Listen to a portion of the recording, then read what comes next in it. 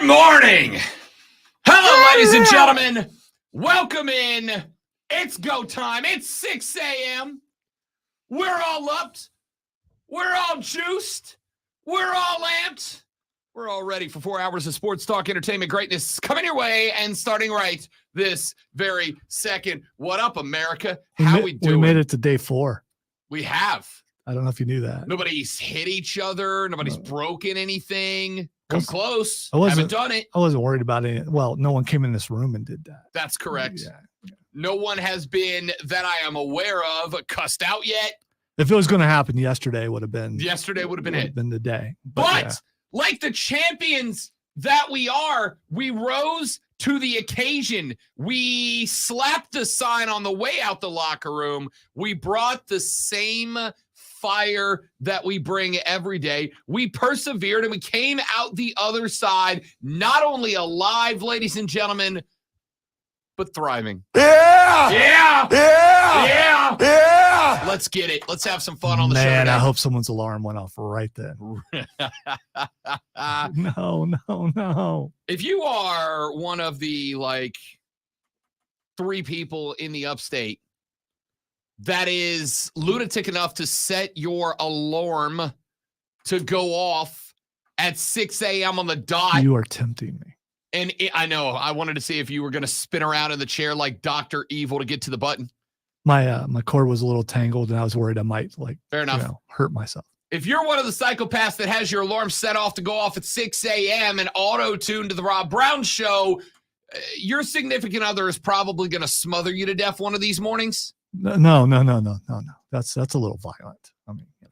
I mean, wake me up at I was going to say wake me up at 6 a.m. You wake me up at 6 a.m. now, I've slept in and I'm fired. So I do have to tell you, I when we moved into this slot, so I am currently getting up at 3:45 a.m. That lets me be out of the house at 4 because I do all my, outside of brushing the teeth, everything else I need to do to get ready is done the night before. The clothes are laid out. I take a shower before I go to bed. That way I just pop up. I'm fresh. I'm relaxed. I'm ready to go. How do you wake up without a shower? I go to bed with I mean, the shower helps me wake up. So are you like a sweaty sleeper? Look at me, man. I'm sweaty all the time. Sweaty everything. Yeah, I mean. I'm not a sweaty sleeper. So I wake up. I'm refreshed. I'm relaxed. I'm feeling good. I'm feeling clean. I get up. I go feed the cat. I let the dog out. I feed the dog. Then I go brush my teeth. While I'm doing that, everything's ready to go. I get dressed. I hit the gate. I'm out at 4:50 or 4 o'clock. I'm in this building at, 4:15 to 4:20, ready to rock and roll. But now, this morning was the first morning. This is the process I've got. I've got my Alexa set up to bing at quarter to 4, 3:45. She bings. And I've got her set up where it's one of the She bings. I've got her set up in one of the it's an alarm that for the first minute it's very quiet.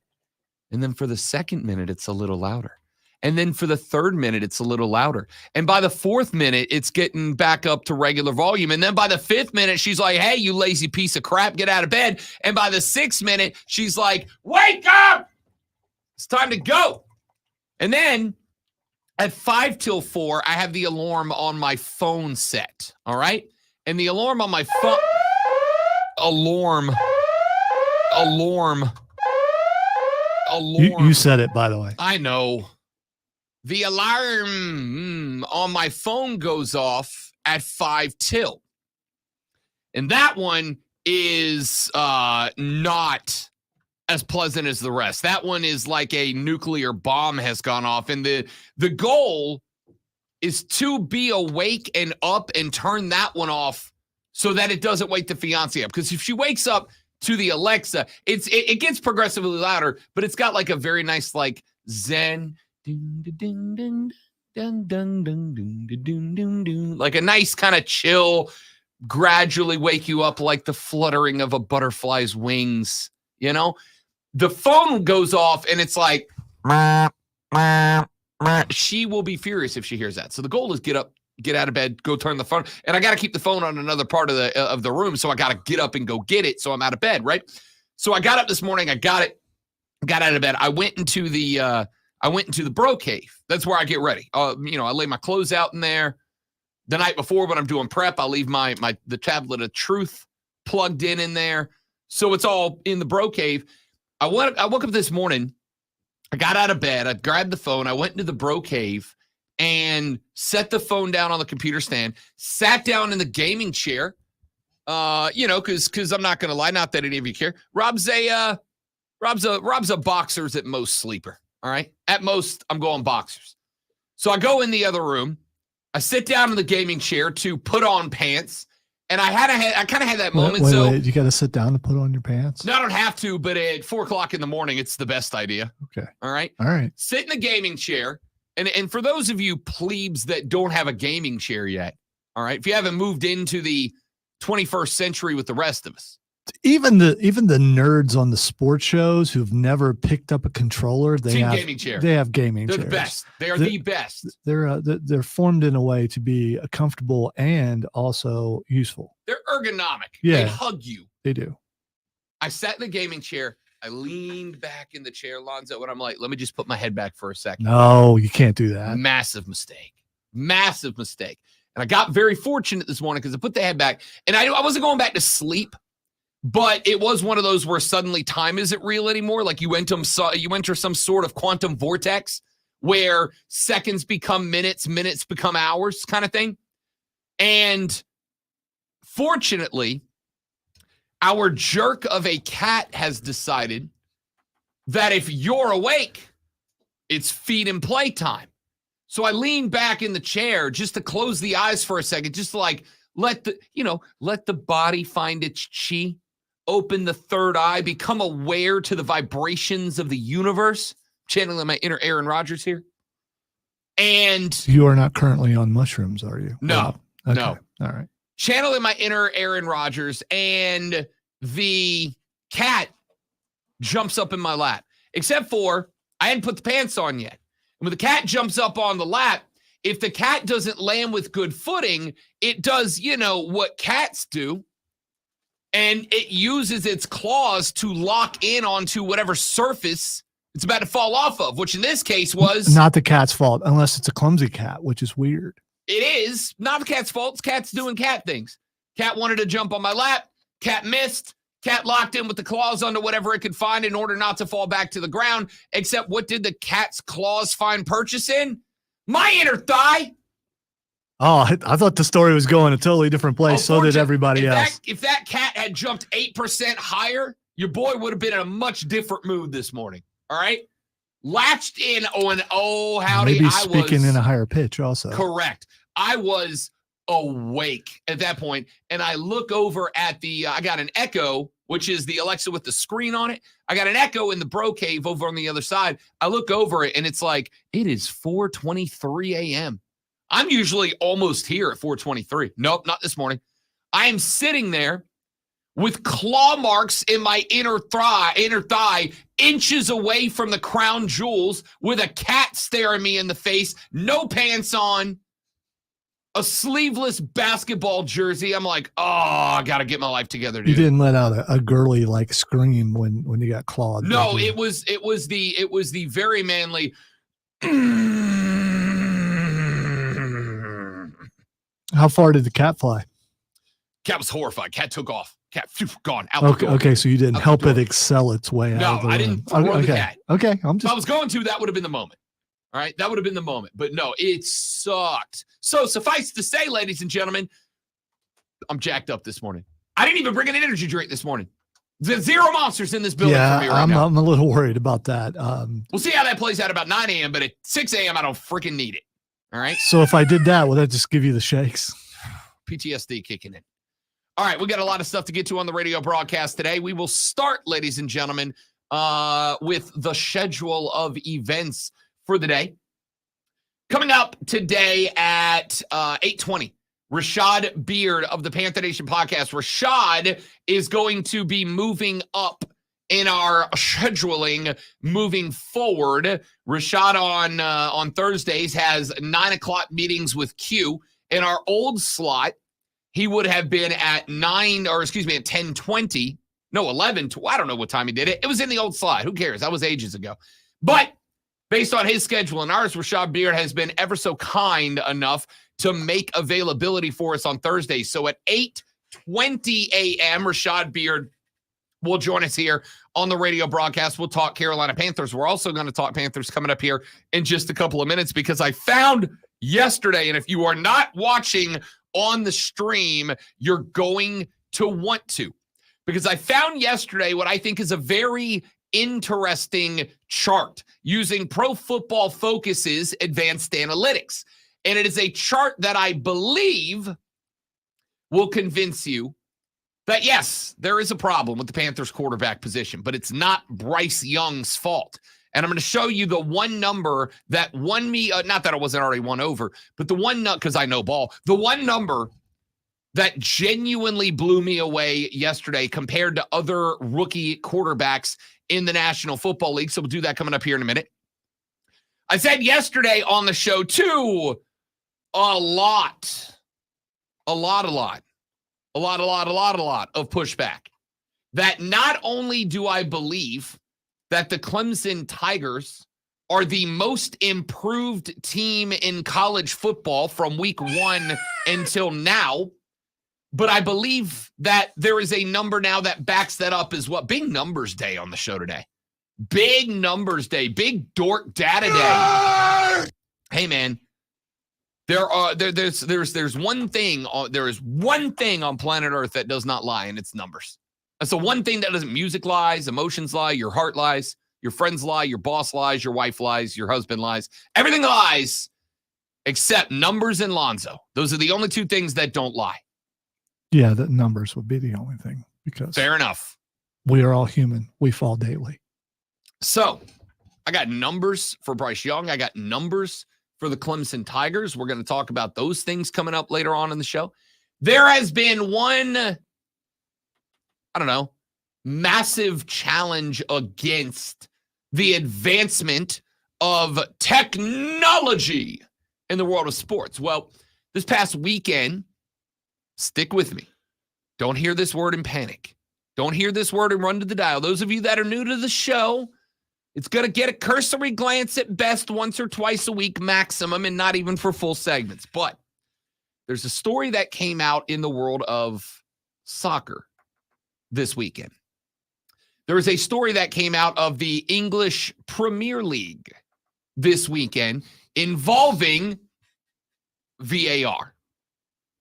The VAR is the instant replay of soccer. Wow, you just had a glitch there or something. You robot, you. That's what the ref does when they're going to VAR. He signals a big TV screen. That's the signal for replay. All right.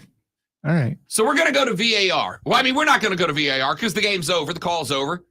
But there was a massive issue, and one team was like, no, if we're going to do it this way, we might as well not do it. And I think that team is justifiably upset, but that is not the correct response. It's an easily fixable issue, and I'm going to tell you what it is later on the show based on a bit of information, a bit of data that was released to us by the English Premier League earlier this week. So we're going to get into that later on in the radio broadcast at 7 o'clock. We got your water cooler cheat sheet, the top 3 things you need to know before you go start talking sports with your friends, your family, your coworkers, your boss, your interns, whoever you gather around the water cooler with on your first break. We're going to wait. You have to know. We could have interns?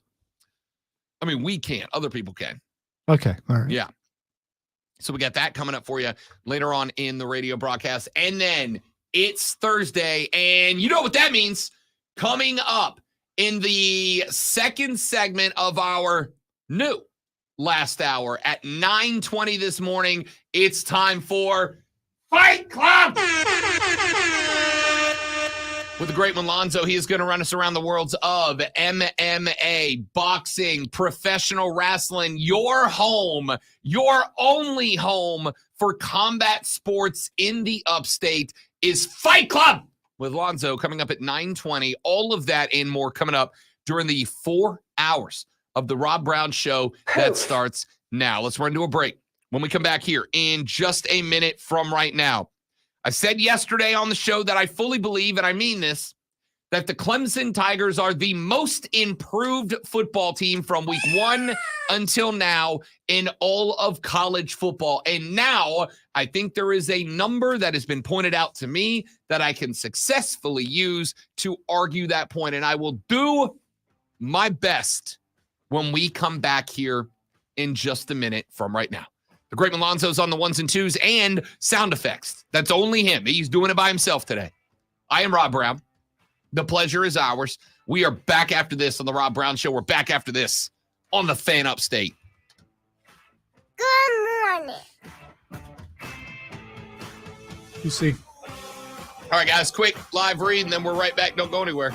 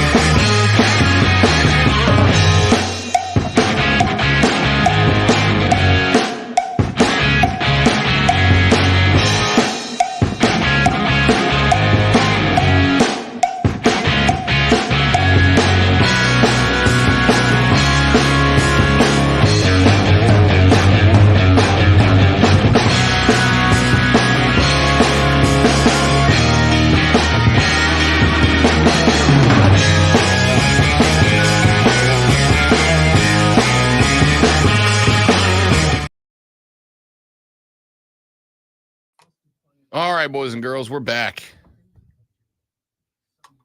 Lon's over there's putting in the work. Work. I hate hate the sound of my voice. It sucks. Even though it's award-winning, it sucks.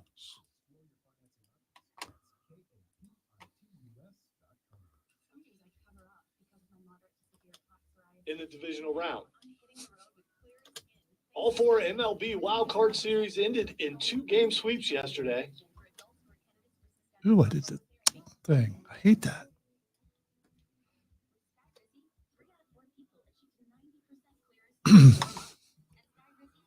Rob's hat is a work in progress. In the American League, the Rangers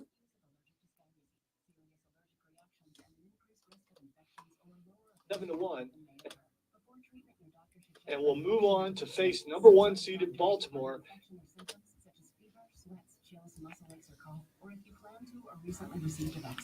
In the divisional round.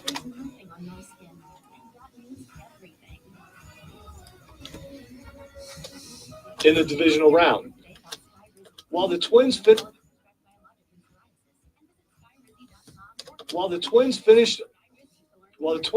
off Toronto 2-0.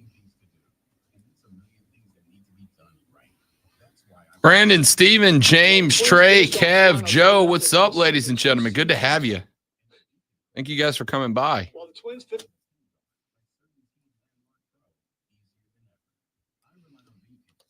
Lonzo not read well. and we'll see the 2 seed Houston in the National League.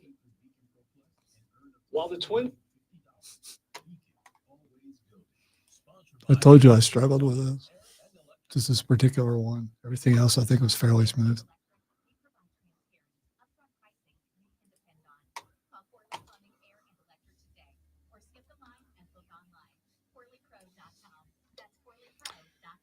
Actually, we're going to have Dan Scott on the show tomorrow, Brandon, to jump into a little Furman ball. Spur Daddy, welcome in, buddy. Good to have you. Appreciate you coming by. While the Twins finished off Toronto 2-0, and we'll see the 2 seed Houston in the National. I probably should do this in another room because it's interrupting the interaction.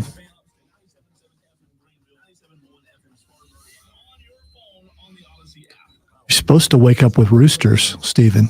Duh.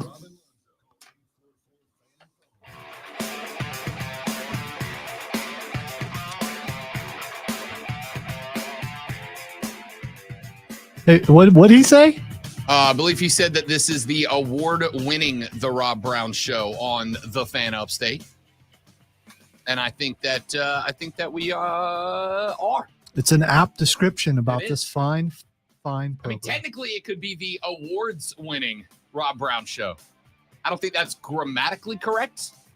I do think that whatever we do is correct as awards winners. Rob and Lonzo with you on the Rob Brown Show. It is the Fan Upstate. Want to be a part of the show? Phone lines are open from start to finish. 844-326-3663. 844-326-3663. You can text us on the MadWorldAttractions.com text line at 71307. Start your text with FAN, F-A-N, FAN, F-A-N, and we will read them on the radio broadcast. Like, for instance, the texter says, Rob and Lonzo, I do not think the Phillies beat the Braves. I think the Braves win the series 3-1. Thoughts? Question mark? Well, we're going to talk baseball later on in the show, but I'm going to tell you right now that as a Braves fan, and Lonzo's going to get on to me for this. Here we go. Here we go. But I am going to tell you very simply that I am beyond apprehensive for the Atlanta Braves, because while the Bravos, without a doubt,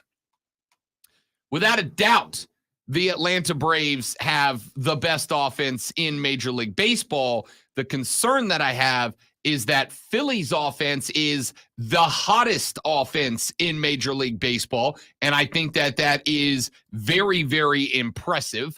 And I think the Phillies have better pitching right now. So I am putting the Bravos on upset alert. Wow. I am putting the Bravos on upset alert. I think the pitching for Philly is better, and I think right now their offense is mashing just as well as Atlanta's. I think Atlanta's lineup is deeper 1 through 9. But Bryson Stott last night was big. Kyle Schwarber has been a dude. Trey Turner is alive again. He finally became the guy that they thought they brought in from LA. I am terrified. I am terrified right now of the Philadelphia Phillies if I am the Atlanta Braves. Terrified of them at this point. All right, we'll talk baseball later on in the radio broadcast because I do think that there is a lot of it that we need to get into and talk about as all 4 wild card series, 2-game sweeps. All 4 of them. The Rays get swept by the Rangers at home in front of a crowd of literally dozens. So did the higher seeds win in all of those? The higher seeds did win in all of those, if I'm off the top of my head. If that is true, and you were to look at it in a way that chalk is happening, then you shouldn't be worried about the Braves. Yeah, but I am that. No, that is not true. The Rangers were the 5 seed over the 4 seed, and the Diamondbacks were the 6 seed over the 3 seed. Okay, you should worry. Yeah. No, I was worried whether you said that or not, pal. Whether you said it or not, I'm worried. I'll talk baseball later on in the radio broadcast as our divisional rounds are set. Pal before. That's interesting. That's my frustrated with sports terminology. Or were you prepping for the fight that we're probably about to have? Inevitably. Yeah, maybe I'll just sit back. Arizona moves on over Milwaukee. They'll take on LA in the divisional series. Philadelphia puts away Miami in 2. They'll take on the number 1 overall seeded Atlanta Braves. The Baltimore Orioles are the 1 seed in the American League. They will welcome the Texas Rangers in the ALCS. And the Minnesota Twins will take on the 2-seeded Houston Astros. We'll talk baseball later in the show. Let's get to this, though, because I do think that this is, ladies and gentlemen, mucho importante. I told you yesterday, and I mean it. I don't craft hot takes for the show. If I say something on the air, it is something that I A, believe, and 90% of the time B, can back up. Yesterday on the show, I said, and what was not an offhanded comment, I very much meant it, that I firmly, squarely, sincerely believe that the Clemson Tigers are the most improved college football team from week 1 until right now. I think that they are, not that this stat means anything to anyone else, but I do think that they are the best 3-2 team in America. All right? I think that as of right now, Clemson's win over Syracuse showed something. They're the best 3-2 team in America. Sorry. I think they are. So I find that funny. That's fine. All right. You're welcome to. I'm still going to back it up. I think that they are the best 3-2 team in America. I think that they have taken 2 very good losses, if losses can indeed be good, in the ball drop to Duke with Riley Leonard. Now, that's not going to look the same at the end because Riley Leonard has a high ankle sprain, meaning he's done for likely the season. If he can return, it will only be if Duke is bowl eligible and he decides to come back to play in that, but I doubt he will. And, of course, to the number 4 or 5, depending on where you looked at him at the time, 4-seeded Seminoles of Florida State, a game that went to overtime and a game that anybody who knows ball and watched knows Clemson should have won. Listen. Hear me out, man. Hear me out. I know they lost, but they look good doing it. So, it's not when you see that L, there's a little asterisk, that little starry thing. And it says, but they look good doing it. If what happens on the field doesn't matter to you, then no, you don't know ball. Because what happens? Well, you've already told the entire upstate of South Carolina and anyone listening across the world that you're the only one who knows ball. No, that's not true. If you agree with me, you know ball too. And there are people who agree with me. Clemson is currently unranked in the AP poll. They are currently unranked in the Coaches Bowl. And why wouldn't they be? They've got a pair of losses right now. So it's hard to rank that team. But they're good losses. You just said, so yes, they are. They should count for something, right? And I think that this team is likely, as the rankings go, probably closer to getting in than a lot of other teams are. as of this point right now. They have 5 AP votes, which means that outside of the top 25, the only teams that are closer to being ranked in the top 25 that are currently unranked are Maryland, who's undefeated, Kansas State, who has 1 good loss, Texas A&M, who has 1 good loss, UCLA, who has 1 good loss, Tulane, who has 1 good loss, Air Force, 1 good loss, Wisconsin, a good loss, West Virginia, a good loss, Clemson with 2. Everybody else is stacked up behind them. I have a question because I I don't remember this. I'm sure I knew it at some point. Who votes in the AP poll? AP writers, So those who cover the game. So, there's like 5 writers who are the guys that are welcomed No, in there's Dabo's like room all the hundreds time. plus. No. You said they have 5 votes. All right, listen. Those 5 votes. Those are the first 5 in to the Dabo press conference. The first 5 out. Maybe a little dinner here and there. I mean, it's his guys, his girl, whatever. I mean, because who would vote them into the top 25? I don't get that. I would, and here's why. Analytically, and yes, here I come with the nerd stuff. Because numbers don't lie. My favorite ranking is not the AP poll. My favorite It's ranking the CFP, right? is not the coaches poll. It's the CFP. My That's the favorite one that ranking matters. is not the CFP. My favorite ranking, because of the amount of data that it encapsulates before laying the teams out 1 through the bottom, is the SP plus number. The SP plus number is, to me, invaluable when it comes to breaking down rankings. In fact, What is the SP plus number? the SP plus number is a ranking that takes into consideration a bunch of individual accomplishments, or I guess that should say team accomplishments, in given situations throughout a team's season. And what it does, it's a predictor of the number of successes that a team has versus the number of successes that other teams in similar situations would have. It takes into consideration, for instance, to break down my favorite number, the number of predicted successful down and distance conversions that you have. Down 2. If you have first down and you pick up 5 yards or more, it is considered a successful first down. If you get 5 yards or less, it's unsuccessful. It takes a lot of these. It determines whether a team is, compared to the average of the S&P number, successful or not.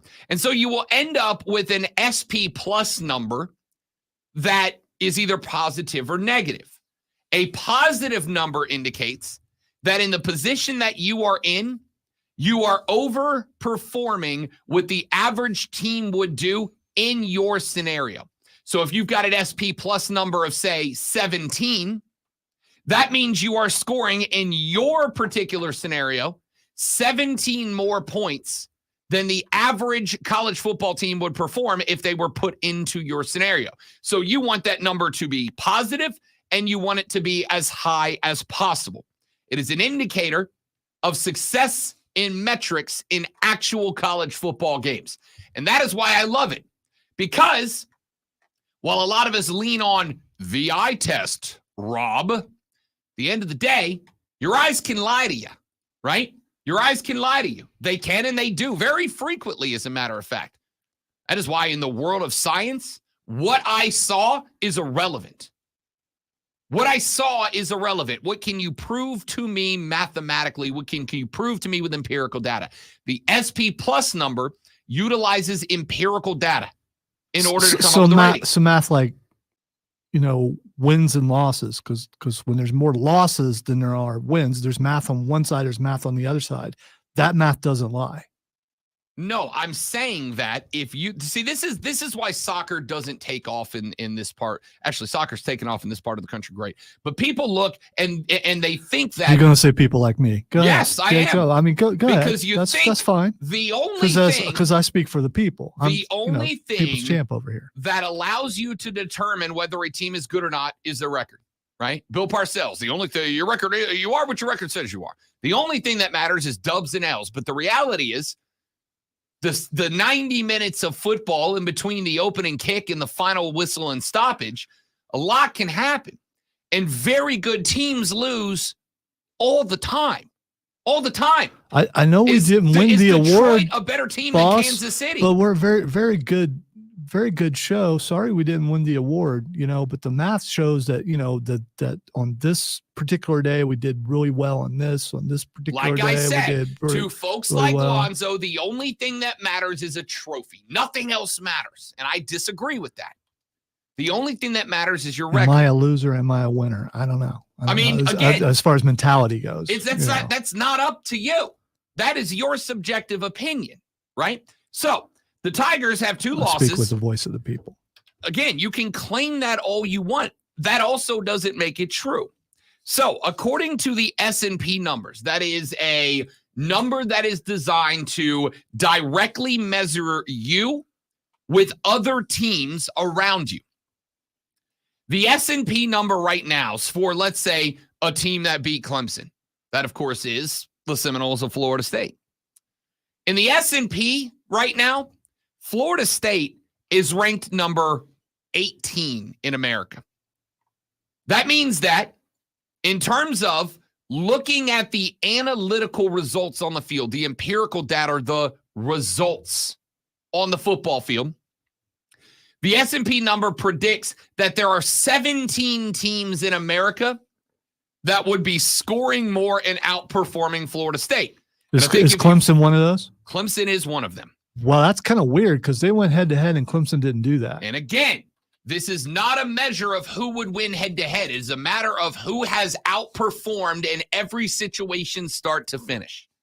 Clemson in the S&P Plus number is number 14 in the country right now.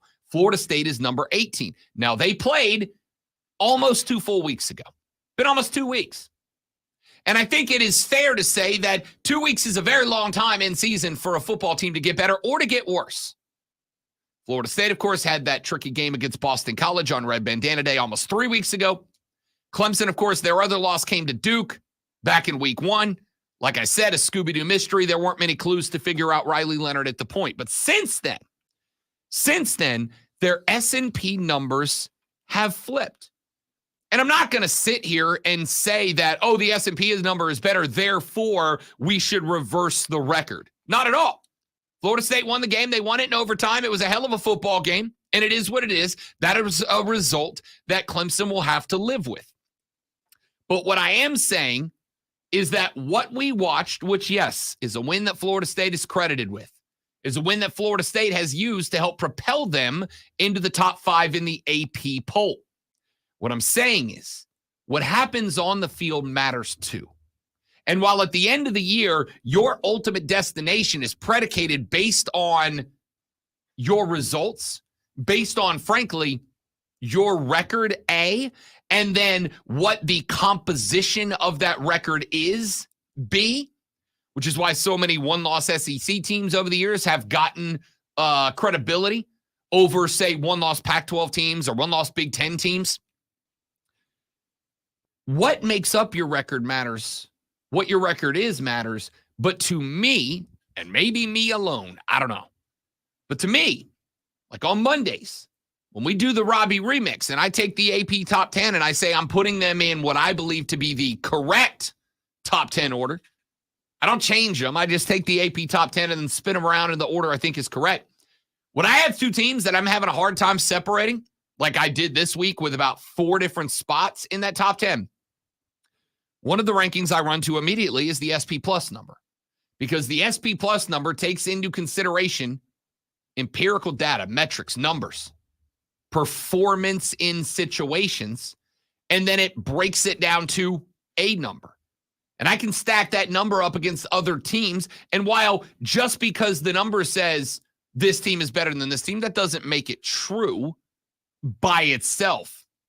I think what it can do is give you a pretty good indicator of where your team stands against the average.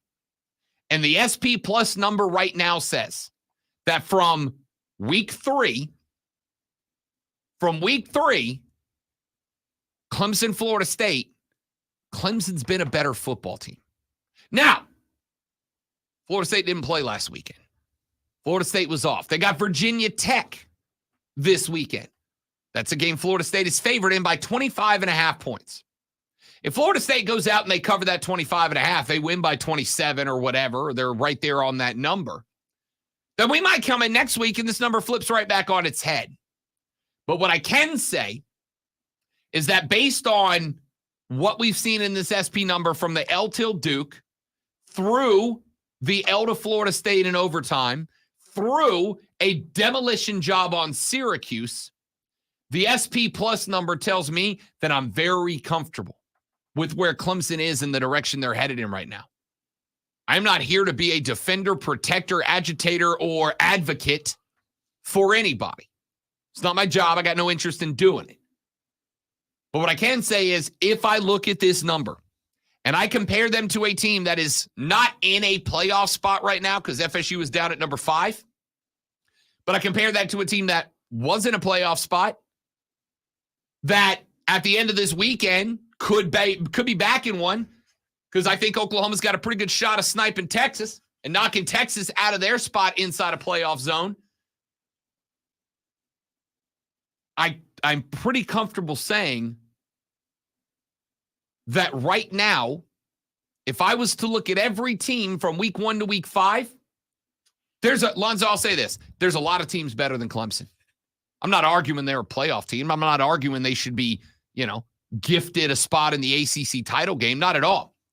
I'm saying that if I look up and down the top 25, or I guess in this case, top 33, and you pick out a bunch of teams, I don't know that there is a team that is more improved over the first 5 weeks of this season than Clemson at this point.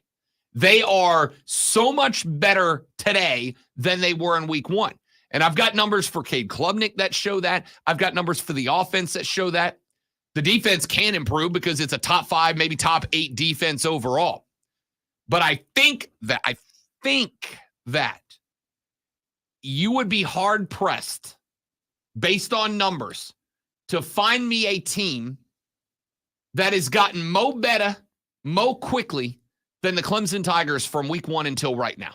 I think you'd be hard-pressed to find me one. I'm not saying they're the best. I'm saying they're the most improved. I think you're convincing no one, but it's a compelling argument.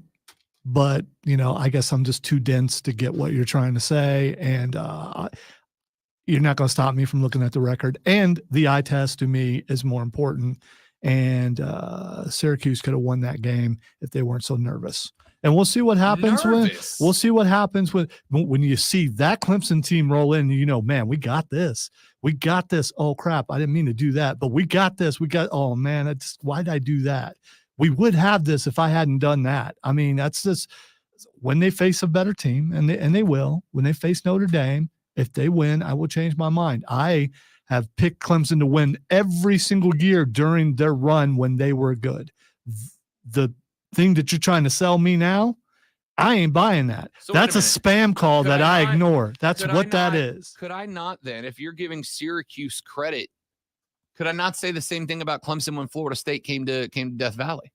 Could I not go, Clemson is a couple of mistakes, because there was a scoop and score. That's a mistake from Clemson. Couple of simple mistakes from Clemson. Clemson was I literally said that about Clemson, and you went no, but then you said the same thing about Syracuse is justifiable. Florida State took their next step that they needed to. While one team is on its way down, another team is on its way up. Florida State, clearly a better team than Clemson. Clemson is not improving the way you say they are. If they beat Notre Dame, I will change my mind. So that's I mean, it's a goal for players and coaches. If you're listening now, which you should, because we're in the mornings now where you can hear us, and if you want to impress me, beat Notre Dame, and then you'll change my mind. I am looking for you guys to jump in here now. I'm looking for a Clemson fan to tell me I'm right. I'm looking for anybody else to tell me I'm wrong. I want a Clemson fan to jump in and tell me, yeah, Rob is right. The team is getting better. And the fact that we have 2 losses and we're not going to win the ACC and we're not going to compete for a national championship, that's okay, because we're looking better. Okay. I said it was okay. I said they're improved. That is literally the end of the sentence that I said. There was a time when Clemson didn't have to improve because they were dominating and they were at the top every single year. They're not that anymore. All right. Looking for your thoughts, looking for a reaction. Did what I have to say make any sense to you, or am I just spewing hot air, as the great one says I am? I would have hit the snooze button. Wow. A4. Wow. Come on. 844-326-3663 is the phone number to jump on and talk a little ball with us. 71307 is the MadWorldAttractions.com text line. Start that text with fam. We've got 5 or 6 that came in during the break. I'll read those and we'll react to them when we come back on the Rob Brown Show in the Fan Upstate.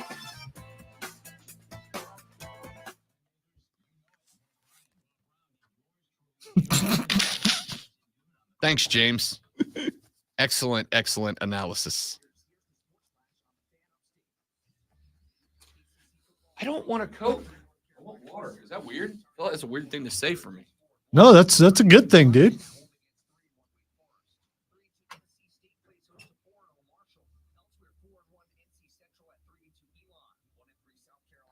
I'm glad you're up, man. Hopefully you make it to work in time.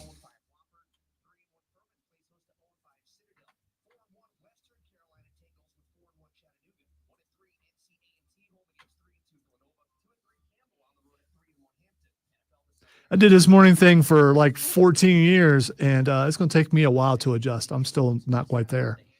Might be a little more surly than usual. Maybe a little more mean to Rob. Not saying I'm sorry, though. I'll do that. Good morning, Luke. Good morning, Behind the Ropes.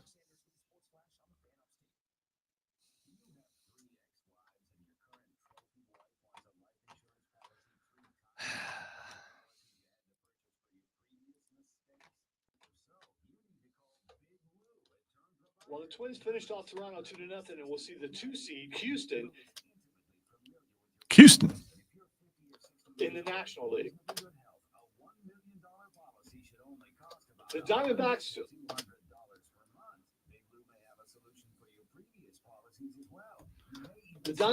I remember when I used to do things in one take. It's too early to do things in one take.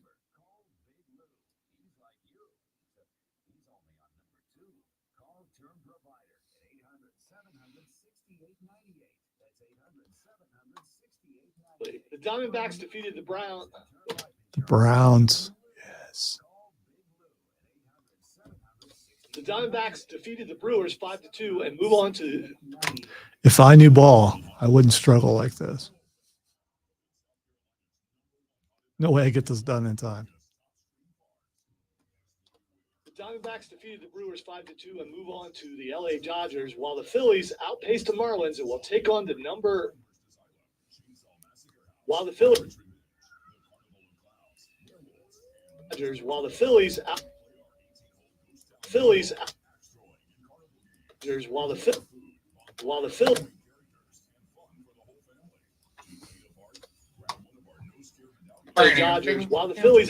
Marlins and will take on the number 1.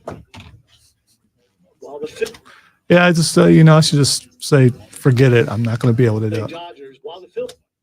Because I'm just about out of time. The Phillies outpaced the Marlins and will take on the number 1 overall seed Atlanta Braves. Finally. Took me 37 and a half minutes. Let's see if that did that nearly took up the entire time. That's what I thought. Sports Flash. All 4 MLB. I don't know. Face the Marlins and will take on the number 1 overall seed.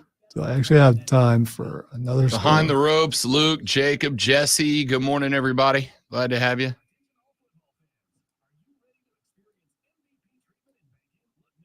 I am Lonzo with your look at the RBS Sports Flash. Which might be ready next hour. I don't know. I am Lonzo with your look at the RBS Sports. I am Lonzo with your look at the RBS Sports Flash.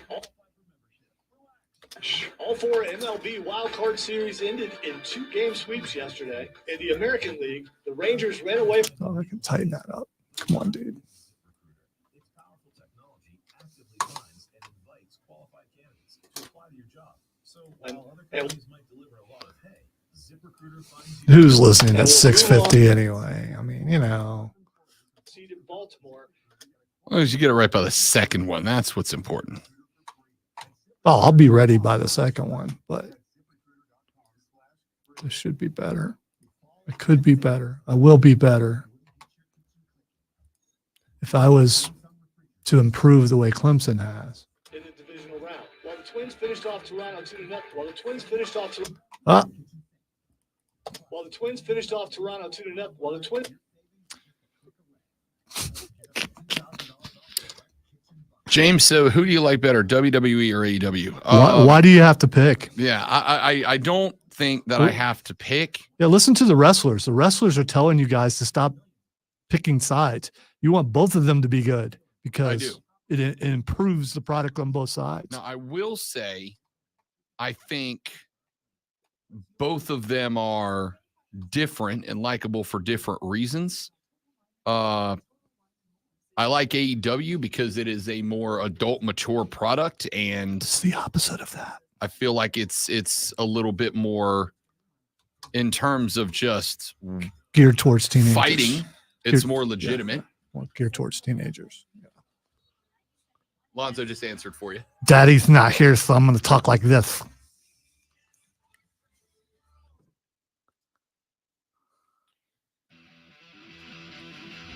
Texter said, Rob, I told you on Monday I'm giving you 1 week's chance with your rant the past 2 days about Clemson and how great they have become. I am losing hope. Move on to other more coherent talk. Most improved. Who have they played? Syracuse, Charleston, Southern Florida Atlantic. They got their tails handed to them by Duke and FSU. Almost handed them their game. Lonzo is correct. You are convincing no one. All right. So, yes. Thanks, Ray. They played a... They played a Duke team. You're my boy, Ray. All that stuff I said, just forget about all that. They played a Duke team that until they lost Riley Leonard and ran up against a very good Notre Dame team, was still undefeated. They played a Florida State team that is number 5 in the country. Yes, they played 2 very good football teams and lost those games. I will also point out to you, dear Texter, to pull the screen back a little bit on how this game works. We broadcast in a very heavy orange and purple area. We broadcast in a very heavy garnet and black area and a very silver and blue area. So you're going to get some Clemson, South Carolina, and Carolina Panthers talk. But it was a segment, my dude. You got to give some red meat here and there. Texter said, Rob, the Clem Sucks fan faith builder spammer. Go Gamecocks, stay cocky. Well, we're going to talk about them later on in the radio broadcast as well, because I've got positive things to say about them as well. Do you? Yeah. Okay. We'll see. Texter says it's just most improved. It just means taking the most steps forward as a program. If Clemson plays Florida State in week 1, they get beat by 30. I don't necessarily know that is the case, but I mean, maybe I'm wrong. He said versus when they actually played going into overtime, that's improvement. Yes, I'm not saying they're the best. I'm saying they're improved, the most improved, in that they've still got stuff to play for at this point. Texture says, Rob, Clemson's SP plus number is moot because they choked against FSU. Clemson isn't that good, and neither is their QB. Hey, man, is what it is. Is what it is. Texture said, and by the way, yes, it was a choke job. I've said it was a job. I'm the one that said it was a choke job. I'm the one that said Clemson won that game everywhere except the one place that mattered on the scoreboard. No, they didn't. They lost. Everywhere. It's not a choke job. You lost. The better team won that day. I mean, so the Detroit Lions are better than the Chiefs. That day they were. Absolutely. That day they absolutely were. Okay. Absolutely they were.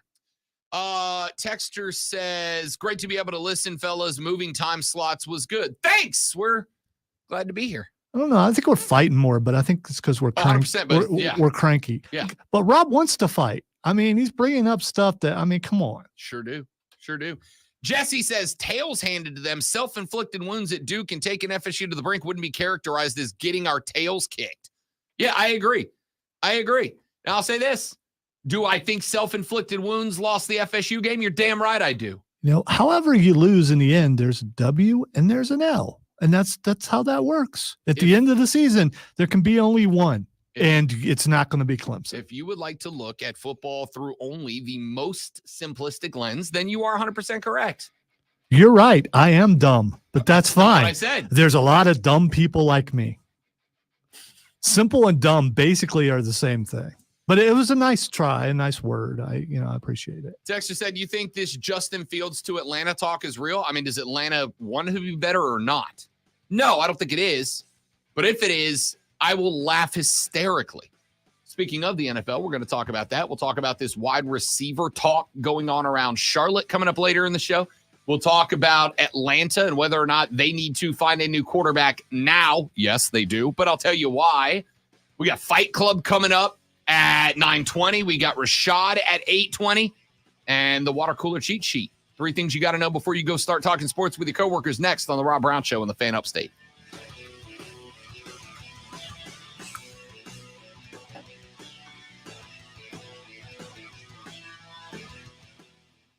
So only a couple of things I'm willing to fight on. He's just bringing those things I'm just up. talking about all Yeah, of them. those are just the ones.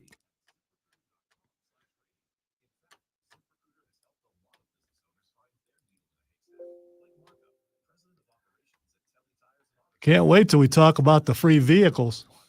Oh, yeah. Oh, yeah. That's going to be a fun segment.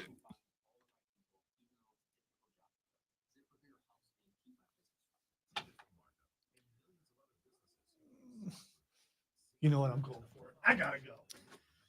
I can do that.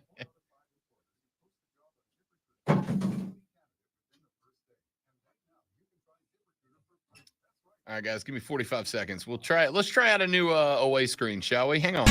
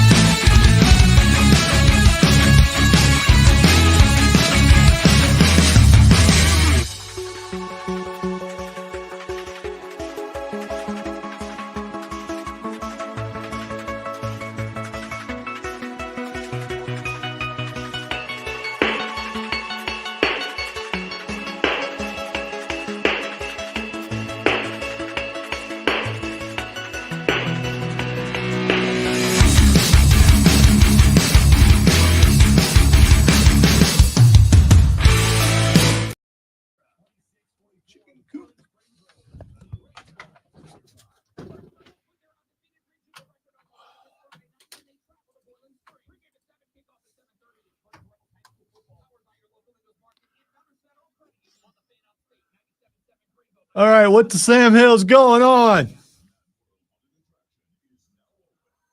Thank you, Kevin.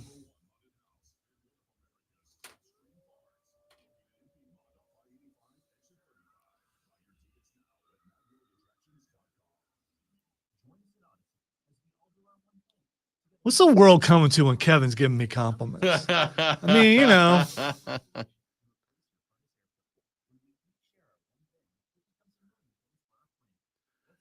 He's going to sleep all day, Steven. That's what he's going to do. Oh, Saturday is going to be No, wrecked. talking about Friday. Oh, Friday? Yes, 100%. I will be out of here immediately on Friday. Headed to the house, catching some Z's, getting all set up for a little Burns Rebels High School Friday night football.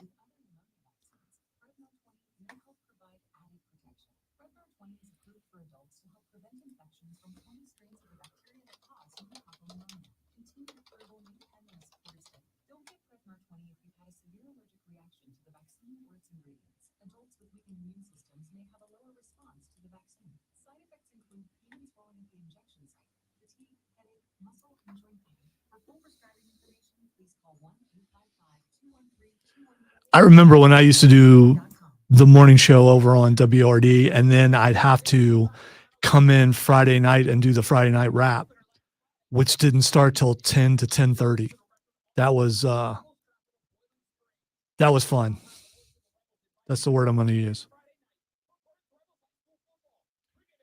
How about this name? Phenomenal work. You should have went with McPoo and not McGoo. I mean, that's like just my opinion. No, that's why PP Poo Poo Magoo. I love this job because when I'm off the air, I talk sports. Gabe was in the first break.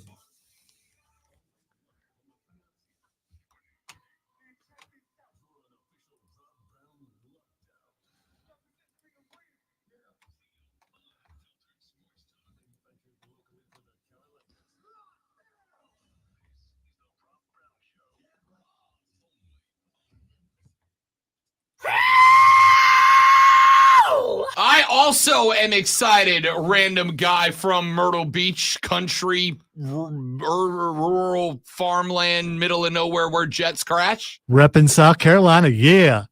I love it. I love that guy. I do.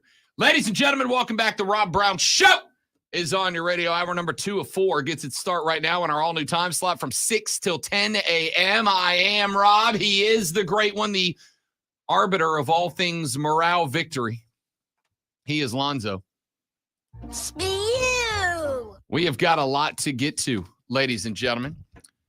Had some texters, had some callers, had some folks that have not loved the conversation so far, telling me just that. Have some folks that have. Really, I don't recall hearing those. Jesse, in the chat. Okay. Literally on the stream, which you all can right. also watch at facebook.com/thefanupstate, twitter.com/thefanupstate, I read thefanupstate on that. YouTube, I didn't and the hear Rob it. Brown Show on Twitch. I read it. I didn't hear it because you hadn't talked about Jesse yet. I did. I read his thing on air. Did you? Yeah. Wow, I must have phased out because it was That's Clemson. exactly what happened. Lonzo just took himself out of the game. Checked himself out like an unhappy James Harden. Did the great one. We have got a bunch of stuff to get to, and let's jump into it right now. By the way, don't put my name in next to strip club. I don't want to, The beard. Yes. Dude on After Hours with Amy Lawrence this morning was like, James Harden wants his next paycheck to come in ones. Which What was a great joke. That was pretty good. Great joke. But you know what makes it a great joke? Because you can really see that happening. Yeah. Yep. All right. Let's get to your water cooler cheat sheet. The 3 things you have to know before you go start talking sports around the office with your coworkers. When you take that first break coming up here in just a little while from now, these are 3 of the stories that you will need to know about because you will be talking about them. We start with water cooler cheat sheet item number 1. Water cooler's a little loud. It is. Yeah, it is. I mean, It is. Let's start, ladies and gentlemen. Let us begin with the University of Utah. The Utes, Yana. The Utes.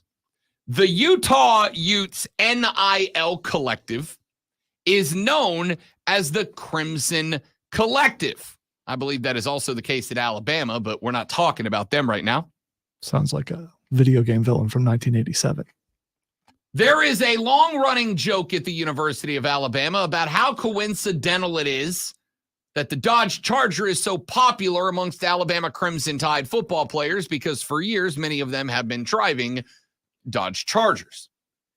And the popular thought was that somebody, somewhere, was handing off keys to Dodge Chargers to players who went to Alabama. I mean, come on, man. That doesn't happen. I know. No. I know. Well, the University of Utah said, "We got you, dog," to the entire football program.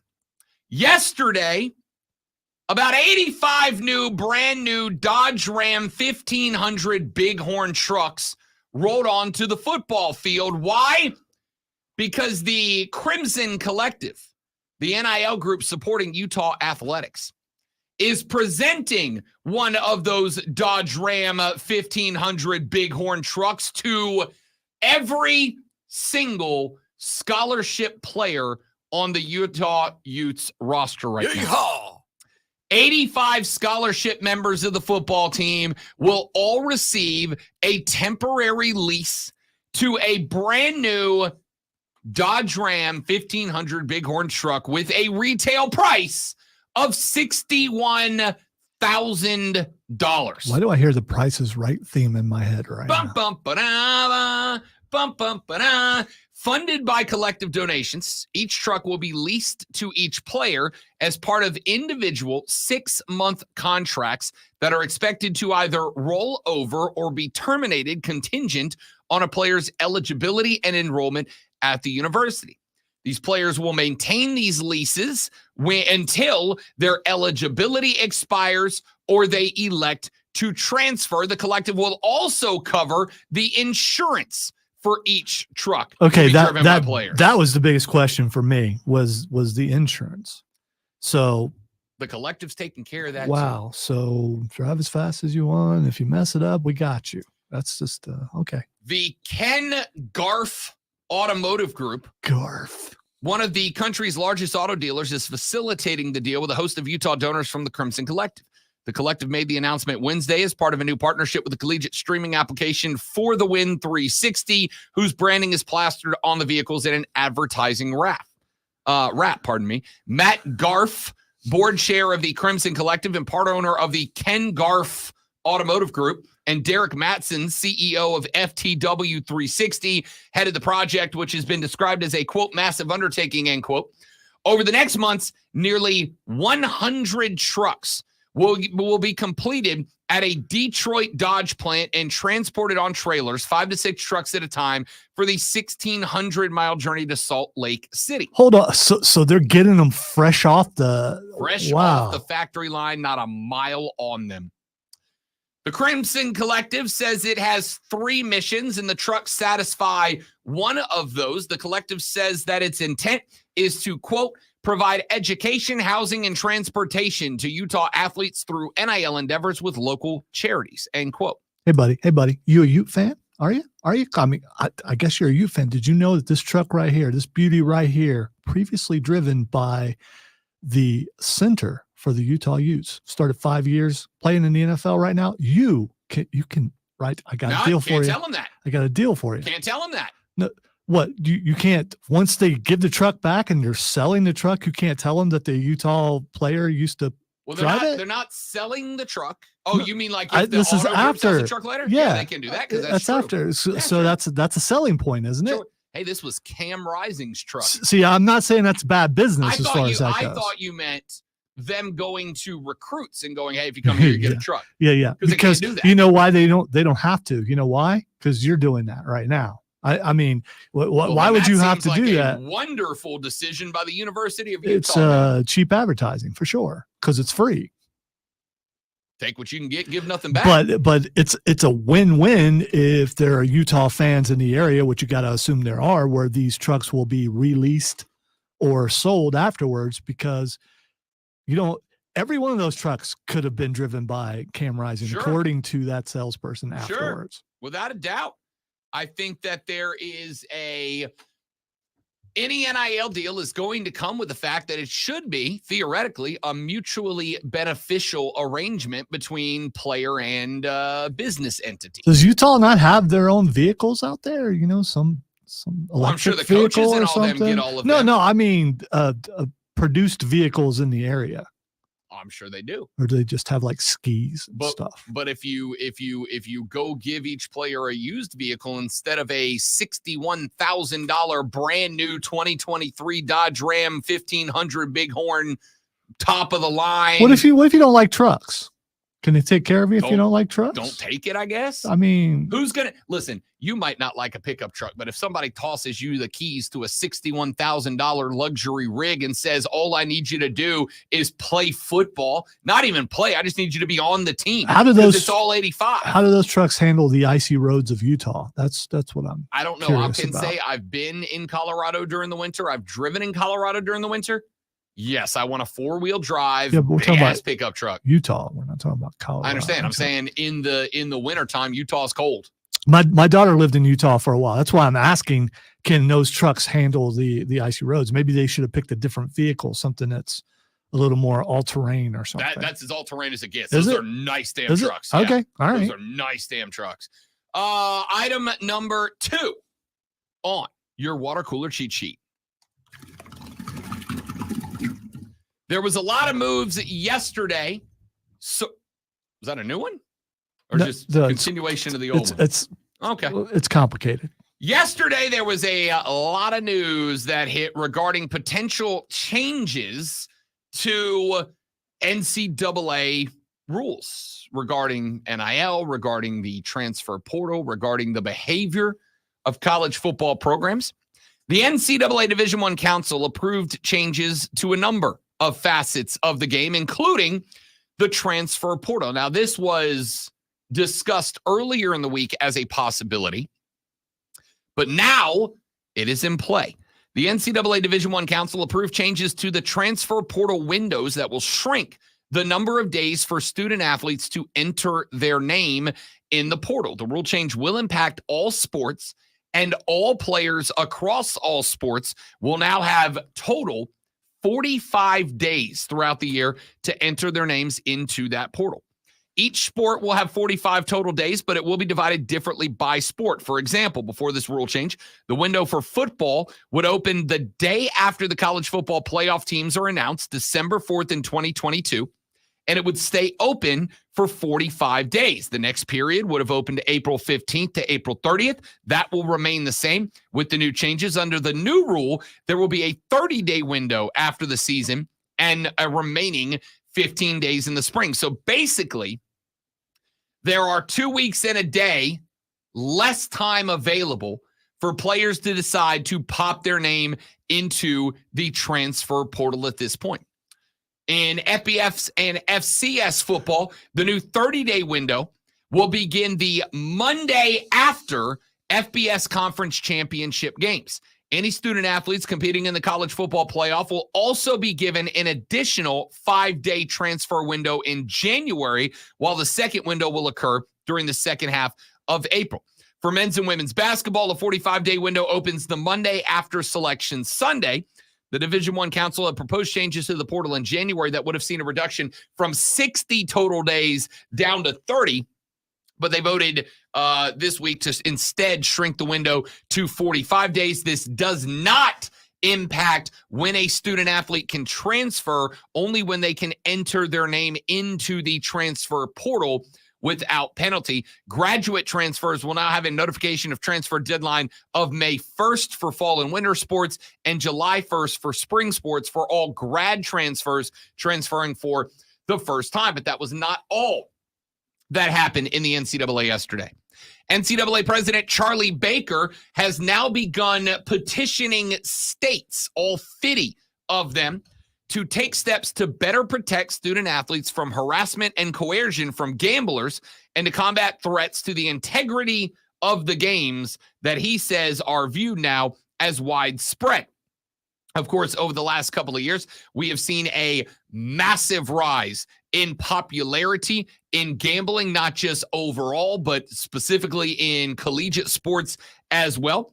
The NCAA announced yesterday that it will begin advocating for state laws to include increased penalties for bettors who harass student athletes, mandatory reporting hotlines for gambling-related threats, a uniform minimum betting age of 21, and funding for the education of college students about the risk of betting. The NCAA is also asking for input on what types of wagers are allowed at sportsbooks, citing prop bets on individual player performances as, quote, especially vulnerable to integrity issues, end quote.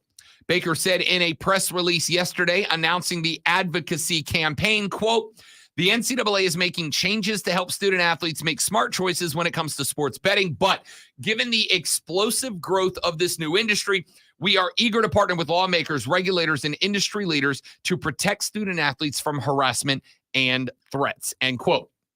Of course, players are not the only ones that this could impact. Remember, back in May, Alabama fired its head baseball coach because he was linked to suspicious betting activity on a Crimson Tide game against LSU. Days later, authorities accused dozens of student athletes at Iowa and Iowa State of betting violations. As of right now, 35 states, the District of Columbia, and Puerto Rico have launched betting markets since 2018 when the U.S. Supreme Court struck down a federal statute that had restricted sports gambling to primarily Nevada. Florida, Maine, and Vermont have also passed sports betting bills and are rapidly moving towards full legalization in those states as well. The NCAA did disclose back in July that there have been 175 sports betting violations by athletic department administrators, coaches, and student athletes since the 2018 ruling from the Supreme Court. The violations range from small wagers of $5 to $10 to players betting on their own schools or providing inside information to gamblers. That came out of a letter from Baker to U.S. Congresswoman Dina Titus on July 12th. The release ended by saying, quote, some states have great policies on the books to protect student athletes from harassment and coercion and to protect the integrity of the games. But as more states pass or amend laws, more needs to be done, end quote. So some big sweeping changes coming down the pipe from the D1 Council and from the NCAA. There is also some very interesting news coming up, and I am going to, I have got to do some more looking into this. But there was a rumor that started floating around yesterday that the NCAA Division I Council may crack down on photo shoots of recruits when they come to campus for visits. You mean like that thing that you did where you like had chains that's the and thing. stuff? That thing? Yeah, that's the thing. Okay, because trucks, okay with trucks, but can't Photo be, shoots over the line. can't be taking Over the pictures. Yeah, I mean Over the line. you know. Unbelievable. So we'll talk more about that once I get a little bit more information. And finally, water cooler cheat sheet item number 3. Your MLB wild card series was not that wild at all. As a matter of fact, as yesterday, all 4 3-game series came to their conclusions with 2-0 sweeps. In the American League, the Rangers knocked off the Rays 7-1 in that one. I mean, it was just an offensive explosion from the Rangers, and that checks out because the Rangers, for about 70% of the season, were the most productive offense in Major League Baseball. They showed it again yesterday, including Semien, who had a double, Seager, who had a pair of doubles, Jung had 2 doubles. He also had a triple in that one. Nathan Eovaldi, 6.2 innings pitched, surrendered 6 hits, 1 earned run, and 8 strikeouts. The Rangers will move on into the second round where they will take on the Baltimore Orioles. The Minnesota Twins are moving on as well as they dump the Toronto Blue Jays, my most disappointing team in Major League Baseball this year. They get knocked off 2-0 in that one. Sonny Gray credited with the win. He gave up 5 hits and no earned runs through 5 innings of pitching. Did have 6 Ks in that one. The Twins would end up using 5 relievers through the rest of the ride. Carlos Correa had an RBI that proved to be the big winner for the Twins. They will move on to take on Houston in the National League. The Diamondbacks are moving on to take on the LA Dodgers after they swept the Milwaukee Brewers. Yesterday's score 5-2 was your final in that one. Zach Gallen, who has been spectacular this year, 6 innings pitched, surrendered 5 hits, 4 strikeouts in that one. You had a home run off of Thomas in the 5th inning off of Peralta, a 1-run shot, and then it was just all Diamondbacks the rest of the ride throughout the night. And then the Atlanta Braves now know their second round, their NLDS opponent, as the Philadelphia Phillies just squashed the Miami Marlins, both in this series that they swept 2-0 and in last night's game, a 7-1 victory by Philly over the Miami Marlins. Aaron Nola was spectacular last night. 3 hits surrendered through 7 scoreless innings, 3 Ks, and just 1 walk in that one. Aaron Nola has been beyond impressive for the Philadelphia Phillies in the playoffs, in the wild card and divisional round. He has fallen apart in the NLCS and in the World Series over the last couple of years with an ERA over 9, but in his wild card round, Aaron Nola has been spectacular, and he was again last night. JT Realmuto had a 4th inning dinger, and then Bryson Stott a 6th inning grand slam, and that was the major difference as Miami, who snuck into the playoffs out of the NL East, gets sent packing immediately by the Phillies. So Phillies Bravos in the NLDS which gets its start tomorrow. Don't forget to listen to the Bet for the Cycle radio program presented by BetMGM on the BetQL network every Saturday from noon to 4 with myself and Cody Decker, former MLB player. We'll be running through the entire playoffs all the way up through the World Series this year on the BetQL network. Let's take a break. When we come back here in just a minute from right now, we're going to talk Carolina Panthers again here for just a minute. Why? Because I found something that I found very interesting. I think it is, yet again, another metric by which I can back my argument that, yeah, Carolina's got a big problem. They got a big problem offensively, but that problem is not Bryce Young. And I got that number for you when we come back. And if you're not watching the stream, do it on Facebook, Twitch, and Twitter, as well as YouTube by searching the Fan Upstate of the Rob Brown Show, because I even have, listen to this, a graph to share with you. I have a graph to show you. A graph, ladies and gentlemen. How much more compelling can radio be than when the host brings a visual aid? Check it out on the stream at facebook.com/The Fan Upstate. The same on YouTube and Twitter, and The Rob Brown Show on Twitch. We're back after this on The Rob Brown Show and The Fan Upstate. Gables. All right, guys, another live read. Stay right there. We'll be right back.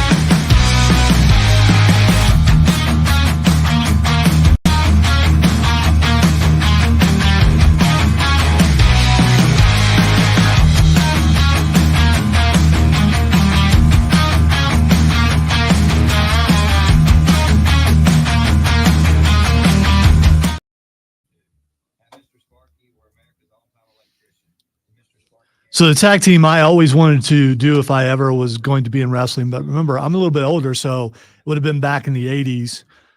I always wanted to be a part of the tag team, Armageddon and Rapture.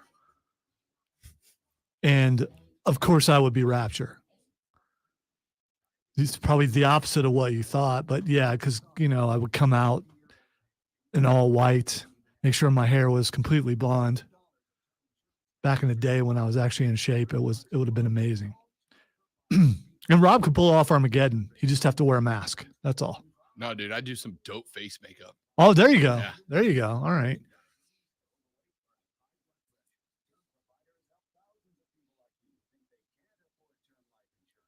Rapture probably would be somewhere between Gold Dust and Hey Ladies. Hello, ladies.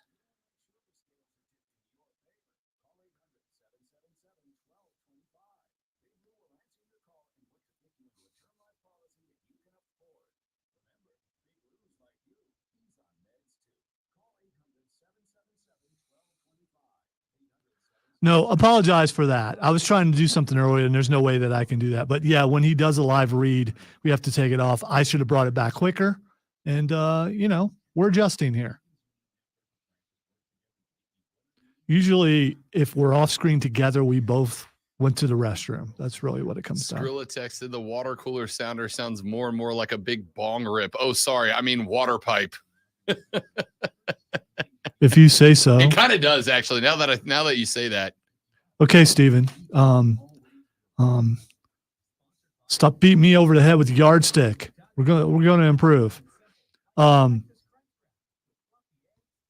a good question, James. What would the fit? But it's a tag team, so it would have to be a tag team finisher name.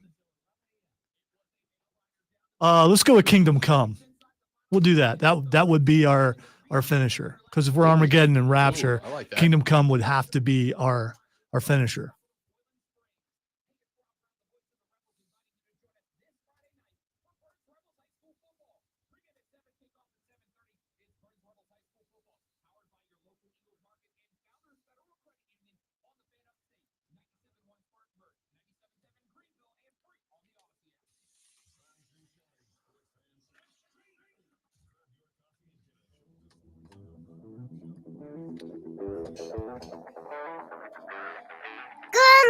Shout out. Good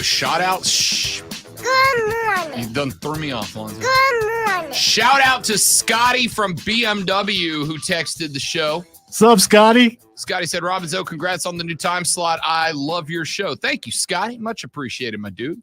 Thanks for checking in, big fella. Spur Daddy said, Clemson's numbers do lie when their best win is Syracuse. Oh, that's absolutely their best win. Yo, Garrett Schrader's no joke. That's a good team. Texture said, bro, am I crazy or just under a rock? I thought it was the Florida Marlins. Now it's the Miami Marlins, or was it always Miami? No, you are not losing your mind, dear Texter. The Florida Marlins were in play from their inception until the end of the 2011 season. They moved into Marlins Park in Miami, or just outside of it, in 2012, and they changed their name that season to the Miami Marlins, and they have been Miami since then. So just a tick over a decade have they been the Miami Marlins, but yes, they did used to indeed be the Florida Marlins. All right.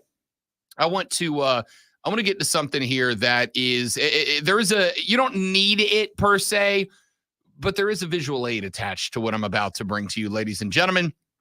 And where can they see that visual aid, Rob? Well, they certainly can see it by going onto the stream at facebook.com/thefanupstate. You can see it at twitter.com/thefanupstate. You can see it on YouTube by searching and subscribing to the Fan Upstate, or you can see it on Twitch by going to the Rob Brown Show. Here, ladies and gentlemen, is a fun little chart that was put together by Judah Fortgang. Judah Fortgang. Judah. He used data from Pro Football Focus, which is a conglomerate of folks who put together basically any number that you're looking for, any number that you might need, any number that you might want to talk football statistically. And you guys know that is a massive dork. I do love the numbers behind the game. And this one to me is very impressive. Yeah, no, I own it. I don't care. Yeah, I can't read it. I mean, even with the glasses on, so my screen's really small. Sure, I'm here to help. I'm sure you will paint a picture with your words. I certainly will. It's literally my job. So let's do just that. If you got this on the big TV at the house, you can see these numbers. Lonzo and I are on a single computer monitor, and it's tough. But I'll get it for you. You were impressed by what I just did. I know That was a good save. So This chart, as all charts do, has two axes. The axis across the bottom. Wouldn't that be axes? Sure. Okay. I don't know. Two- Where's Chris? Is he here yet? We're just two giant axes. So the axis across the bottom is the percent of throws to open windows. What that means is the amount of what is considered an open window to a receiver. This is a receiver who has got space to catch the ball without a defender able to immediately impact the reception, right? This is the number of throws to a receiver who is not locked down by a defensive back or linebacker. The axis moving up and down on the left side of our little graph here. And if you're not looking at the stream yet, that's all right. I'm going to describe what you're looking at or what in your mind's eye here in a minute. What is on these two axes, whatever. On the left side going vertically is the percent of accurate throws to open windows. That is, when a receiver is open, the number of throws that are considered accurate throws. These are within arm's length of a receiver who does not have to change his pattern of movement. I have circled on this graph 9 different quarterbacks that I want to talk about. I will start with the 2 red circles in the bottom left quadrant of this graph. Now, the further left that you are on the graph, the further to the left on the axis is the percentage of throws to wide receivers who are not open. The percentage of throws to guys who effectively have not created separation, or the play call was set up in a way where the quarterback either threw it to a guy that had no separation or that was the best throw. Now, there is wiggle room here to say that this can be based on a quarterback's decision-making and execution. He might miss a bunch of guys that are in open windows and be trying to force the ball into windows that are not open. And that can be the case with a lot of guys. But these are NFL quarterbacks. Most of them aren't that bad. Bottom left quadrant also means that when they do have an open window, they're not throwing an accurate football within it. This is bad. The 2 quarterbacks in the bottom left quadrant, these are guys that do not have a lot of open windows, and when they do have open windows, are not throwing accurate footballs into them. You'll see at the very bottom, the lowest circle on the graph, if you're on the stream looking at it, is C.J. Stroud, the rookie quarterback for the Houston Texans. He is only seeing open windows about 46% of the times that he throws a ball. That means of every ball he throws, less than 1 in 2 of them are to wide receivers that are in open windows. Now, there are primarily 2 reasons that this number would be low. Reason number 1 is the quarterback is missing the open windows and throwing into tight windows. Number 2 is there aren't open windows. And every one of the quarterbacks on this chart, it's one of those 2 things. The average percentage of open window throws is about 49%. About 49% of the times in the NFL, when a quarterback throws a ball, he is throwing to an open window. C.J. Stroud is also near the bottom of the chart, which means that when he is throwing into open windows, only about 10 to 15% of those throws are considered accurate throws.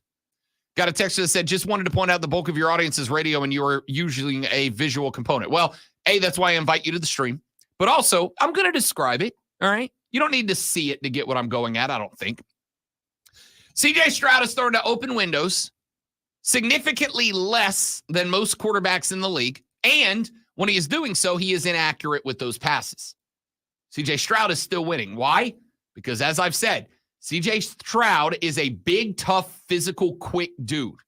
C.J. Stroud is making do with his legs. That's where he makes up the gap. To his left, a guy that is seeing fewer open windows to throw into, but is more accurate, though not wildly accurate, is Derek Carr. Derek Carr is throwing into open windows about 27% of the time.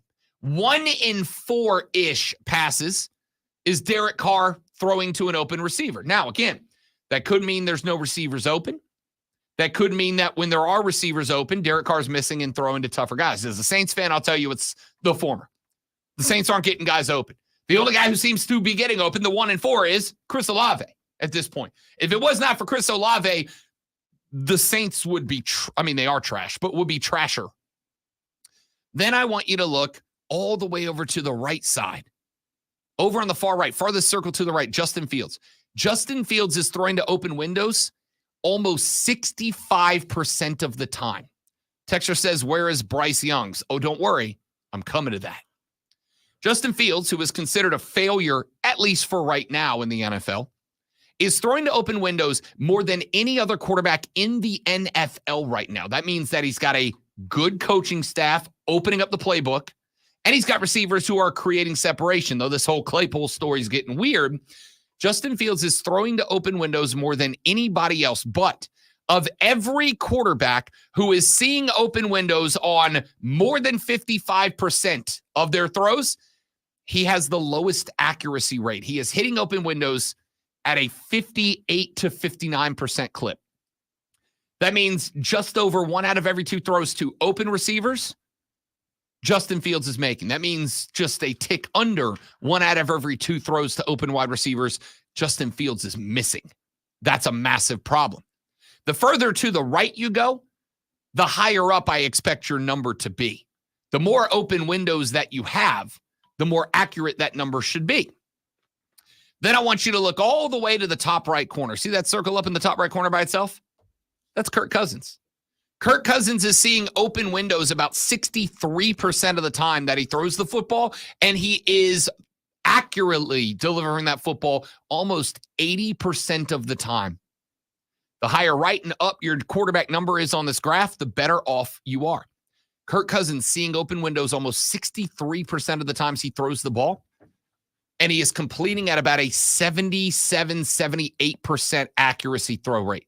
That is spectacular. To put that in comparison, let's look at Patrick Mahomes.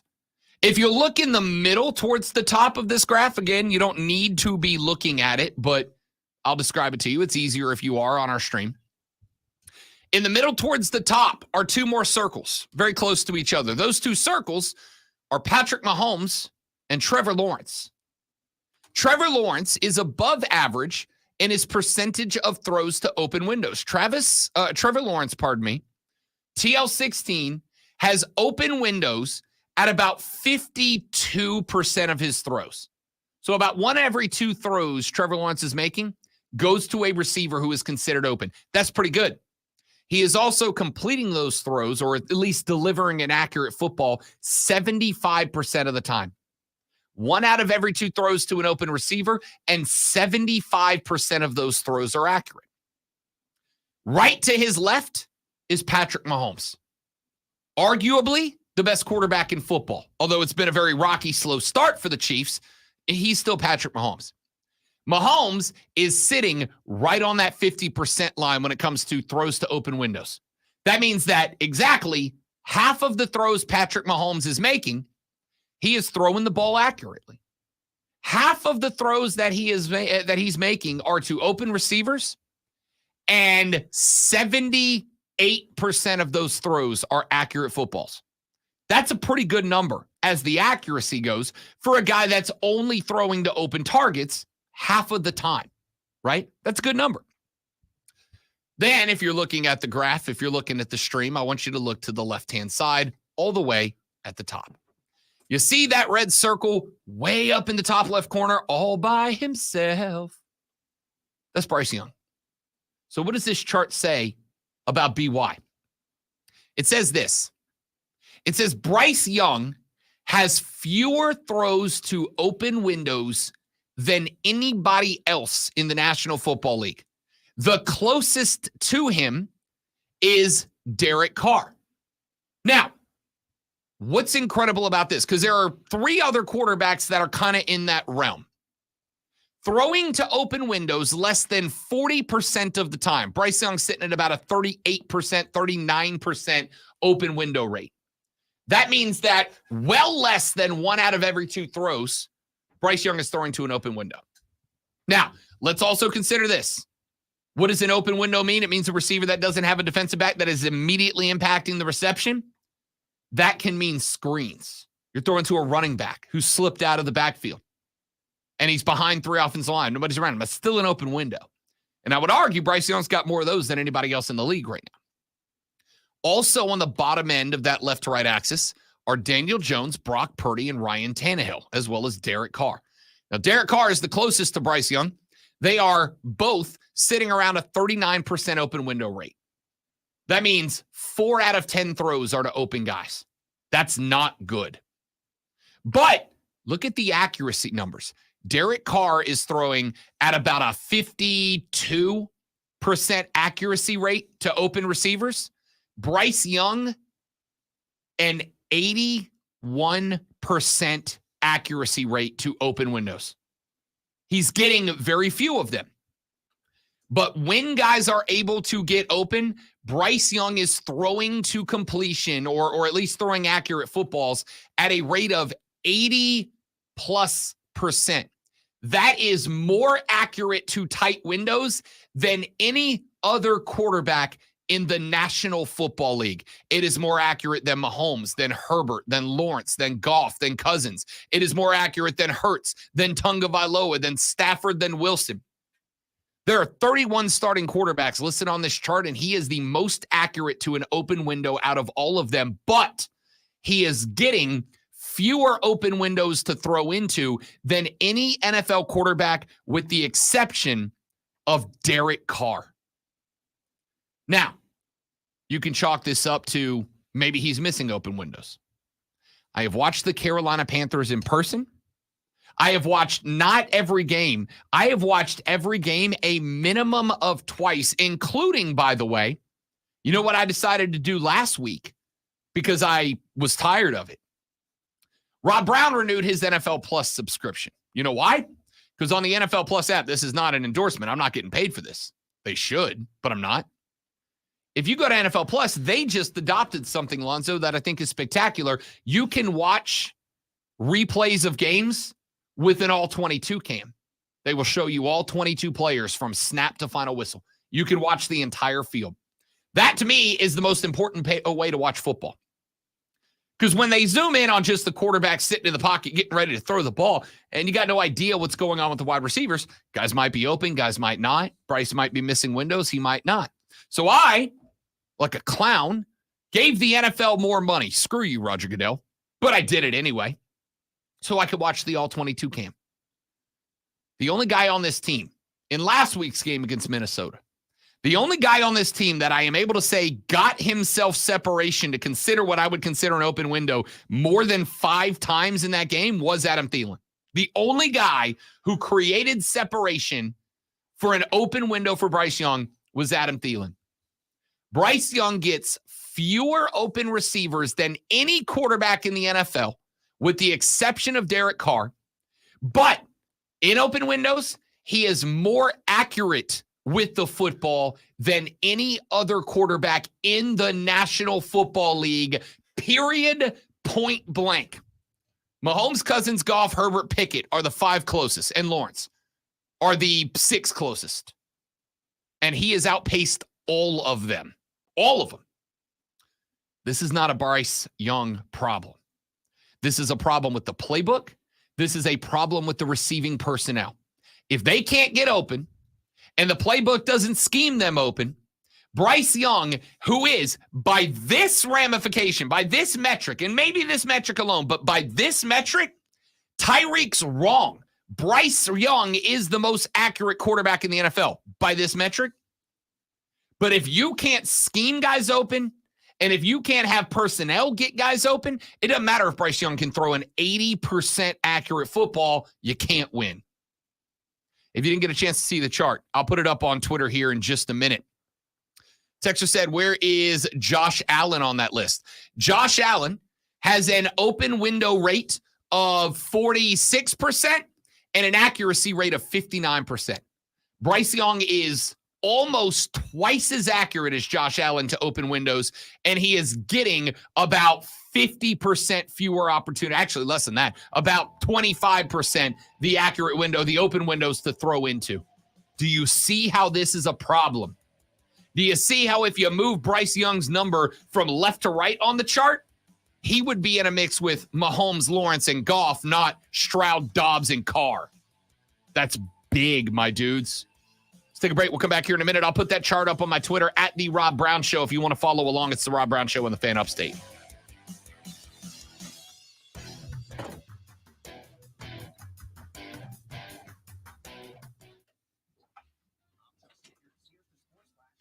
Bang. Like science class, boys. Like statistics class. All right, let's try one more away screen I built. Tell me how you like this one. Let's go with let's go.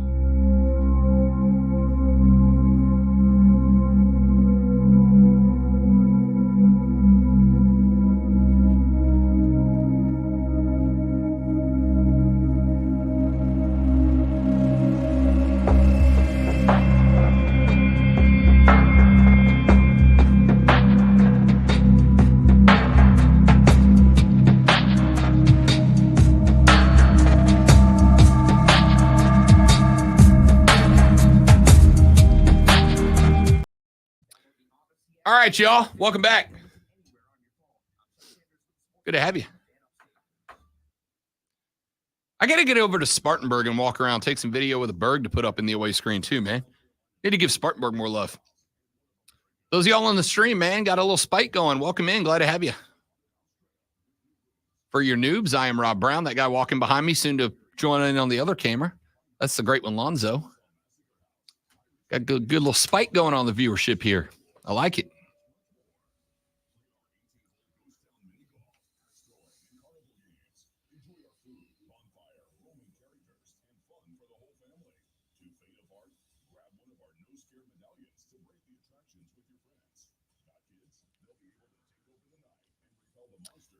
Let's see what we got going on in the chat over here. My head hurts now. Thank you, Rob. You're welcome, man. PP Poo Poo Magoo says you should do the classic customer service hold music. I really should. We should make an annoying hold screen.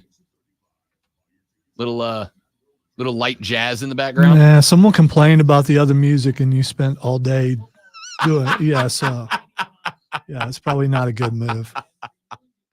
I really did.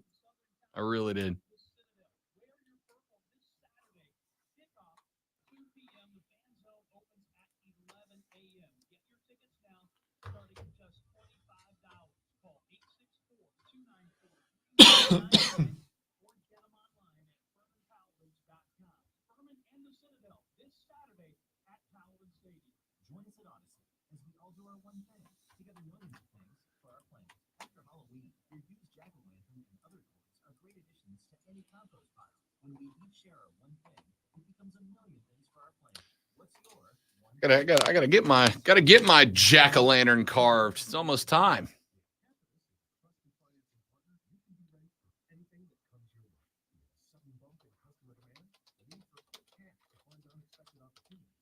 Braves Phillies. Who do we like? I tell you, like as a Braves fan, I really want the Braves, but I'm terrified of the Phillies right now. Terrified of the Phillies right now.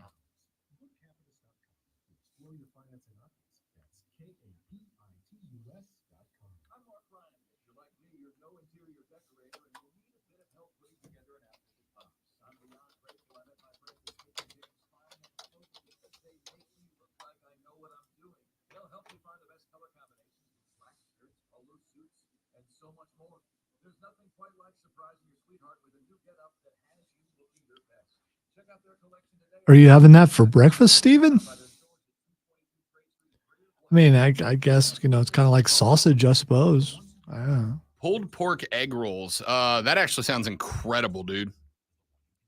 I am quite jealous of that. TBH.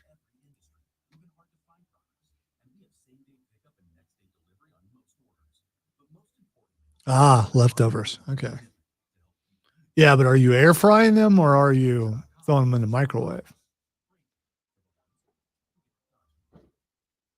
Wonder which would make the smell permeate throughout the house more, the microwave or the air fryer?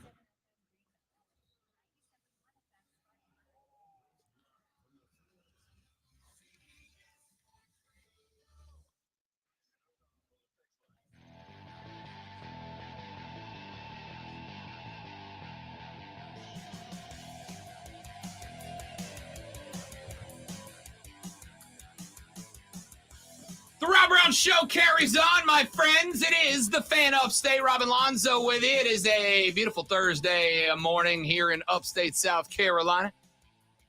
Coming up in the next hour of the show at 8:20, Rashad Beard will join us from the Panther Nation podcast. I'll bring this chart up to him and see how he feels about it. And we'll have Rashad be the marital mediator between Lonzo and I, because we have butted head on the Cats a couple of times so far this week. No, I'm done. I'm done. There's no fixing whatever's ailing you. So I've given up. What do you mean, whatever? I feel great. Okay. I feel wonderful. Mm-hmm. So we'll see what Rashad has to say about all this coming up in the next hour. Then an hour after that at 9:20, it's time for Fight Club. And the bad news for Lonzo, probably a tough week to have to put Fight Club together. Not a lot going on in the world of pro wrestling this week. It's been kind of a slow news week. It's been difficult, but we grind. That's what we do. That is what we do. So I'll have all that coming up for you. Texter says, Rob, I was at the Panthers game on Sunday. It is clear that Bryce Young is still trying to figure out the speed of the NFL and that the coaching staff does not trust him with the football yet. No throws down the field. Yeah, but those windows, man, he does really well with windows. Yes, that's good news. Yeah, on an 0-4 news. team. Yes, good job. Texter said, where's Shane Falco? Exactly. Bring in Falco. Texter said, I have seen a lot of receivers drop Bryce Young passes right in the hands. That's from Dan the Superfan Man. Dan the Superfan Man is 100% correct. I don't have the numbers. I'm going to go find them now. But I absolutely believe Bryce Young's got to be in the top 10 quarterbacks of drop passes by wide receivers. I can't imagine the Panthers aren't towards the top of the list as far as drop passes. Lonzo texts the show. He said, are you sure Bryce Young is tall enough to see out of the open windows? Good text, Lonzo. You can peer up and see the sky if you look through the windows from down there. I had nothing to do with that. Texas said, I looked all the way over to my right, and I only saw Gary on the forklift. Texter, if you are hanging out in a place where people are driving heavy machinery around, I would suggest that you pop in the pods and listen. Don't try to watch the show. Hey, when you're good, you're good. And but watch out for Gary, man. Shout out to Gary, though. No, Gary's reckless. Oh, you got to keep an eye on Gary. He hits those corners without hitting that horn, and you might get impaled. Man, forklift operators, no joke. I used to have my forklift license, so I know how that goes. I believe that entirely. Yeah, those the stand-up forklifts. Those are a lot more fun. Get more speed out of those. Texas said, do you think Justin Fields gets traded to Atlanta? I'm going to tell you this. If Atlanta makes a trade for Justin Fields, I may fall out of whatever chair I am currently sitting in laughing. If I am already standing, I may sit in a chair so that I can then fall out of it laughing. I'm sure the windows that Justin Fields will have to throw in will be much better when he gets to Atlanta, and that's important. He has more open windows than anybody in the NFL right now. That's why it's so bad. If Bryce Young had the number of open windows that Justin Fields has right now, he'd be in the Pro Bowl this year. Hey, baby, let me explain football to you. Do you understand why they're struggling? No open windows. Is it easier to throw to a receiver who's open or not open? I feel like even if you don't know ball, you know the answer to that. Well, none of us know ball but you. So, I didn't say that. Like I said, there are people who agree with me who know ball. Texas said, where was Desmond Ridder? That's a great question. I actually didn't look because I didn't care that much. But just for you, Texter, I'll go back and look. Desmond Ridder has more wins than Bryce Young does. Desmond Ridder is currently sitting at an open window rate of 46%, which is higher than Jimmy Garoppolo, but lower than Jordan Love. And he is throwing at an accuracy rate right at league average of about 65.5%, 66% accuracy to open windows, which is higher than Jimmy Garoppolo and Deshaun Watson, but lower than Russ Wilson, Matt Stafford, and Ryan Tannehill. So take that as you wish. Numbers, baby. Numbers. Texter said, Rob, it was a joke. Yes, I know that you're not currently, at least I hope you're not currently under threat from Gary the forklift driver. But as Lonzo said, Gary can get a little reckless. Texas said, Rob, Desmond Ridder is the biggest joke of the NFL. It's not Bryce Young. I couldn't agree with you more. Let's take a break. We'll come back here in just a minute. The third hour of the show, because numbers are hard for me, is up next on the Rob Brown Show. Rob and Lonzo and you. It is the Fan Upstate.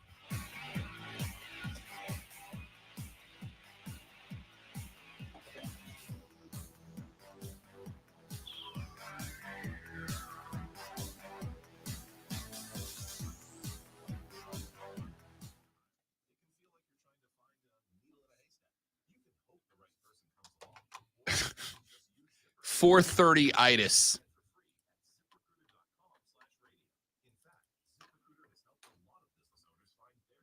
Let's see. Somebody asked about Lamar's stats. Lamar, where is old Lamar?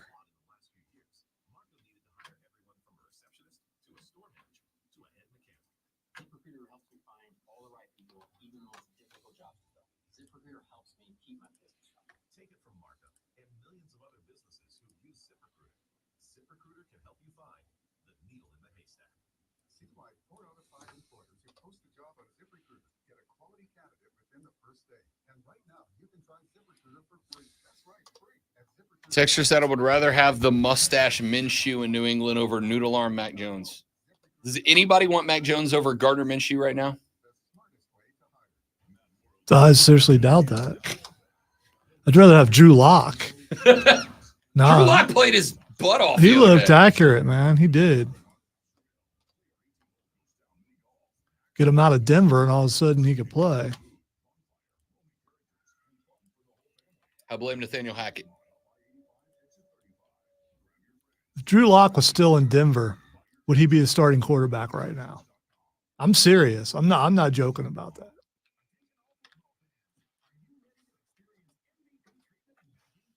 You got velocity, you've got accuracy, probably not the entourage and attitude.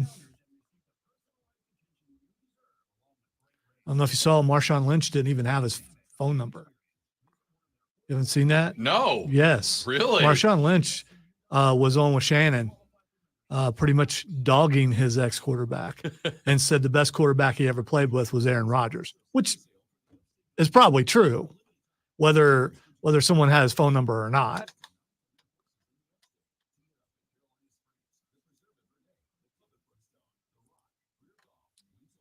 The video's all over the X, by the way. I'm sure he's also partaking of something, it looks like. And I feel like Marshawn's just permanently high now. Yeah, it's his brain was like, you know what? Let's just stay high. We don't like let's not waste time anymore. Let's just stay stoned.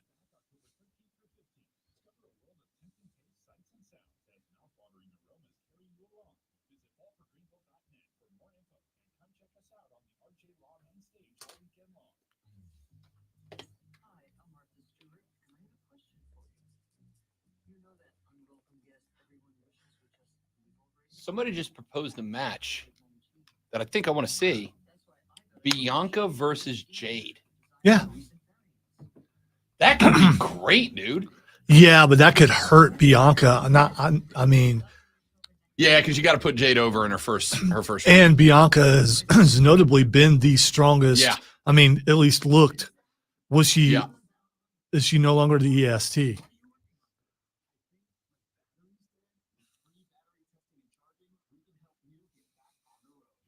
I'm a little bit interested in the Thursday night football because I haven't seen Justin Fields play yet, and I want to see if he's bad as they say he is. He was pretty good at Ohio State. I'm just saying. He was very good at Ohio yeah, State. It wasn't bad. You know who he is? He's I'm going to say this generation, but he's this generation's Tim Tebow. Seems to be a great dude. Incredible college quarterback. It's just not translating for whatever reason. Every Ohio State quarterback seems to be struggling, except for C.J. Stroud, who should have been number one. Even that guy in Cincinnati, who's an ex-Ohio State quarterback, is struggling. Did you watch the final of Ahsoka last night? I did. So it was 2 nights ago. But Right, yeah. but I watched it Yeah, last it's night. cool.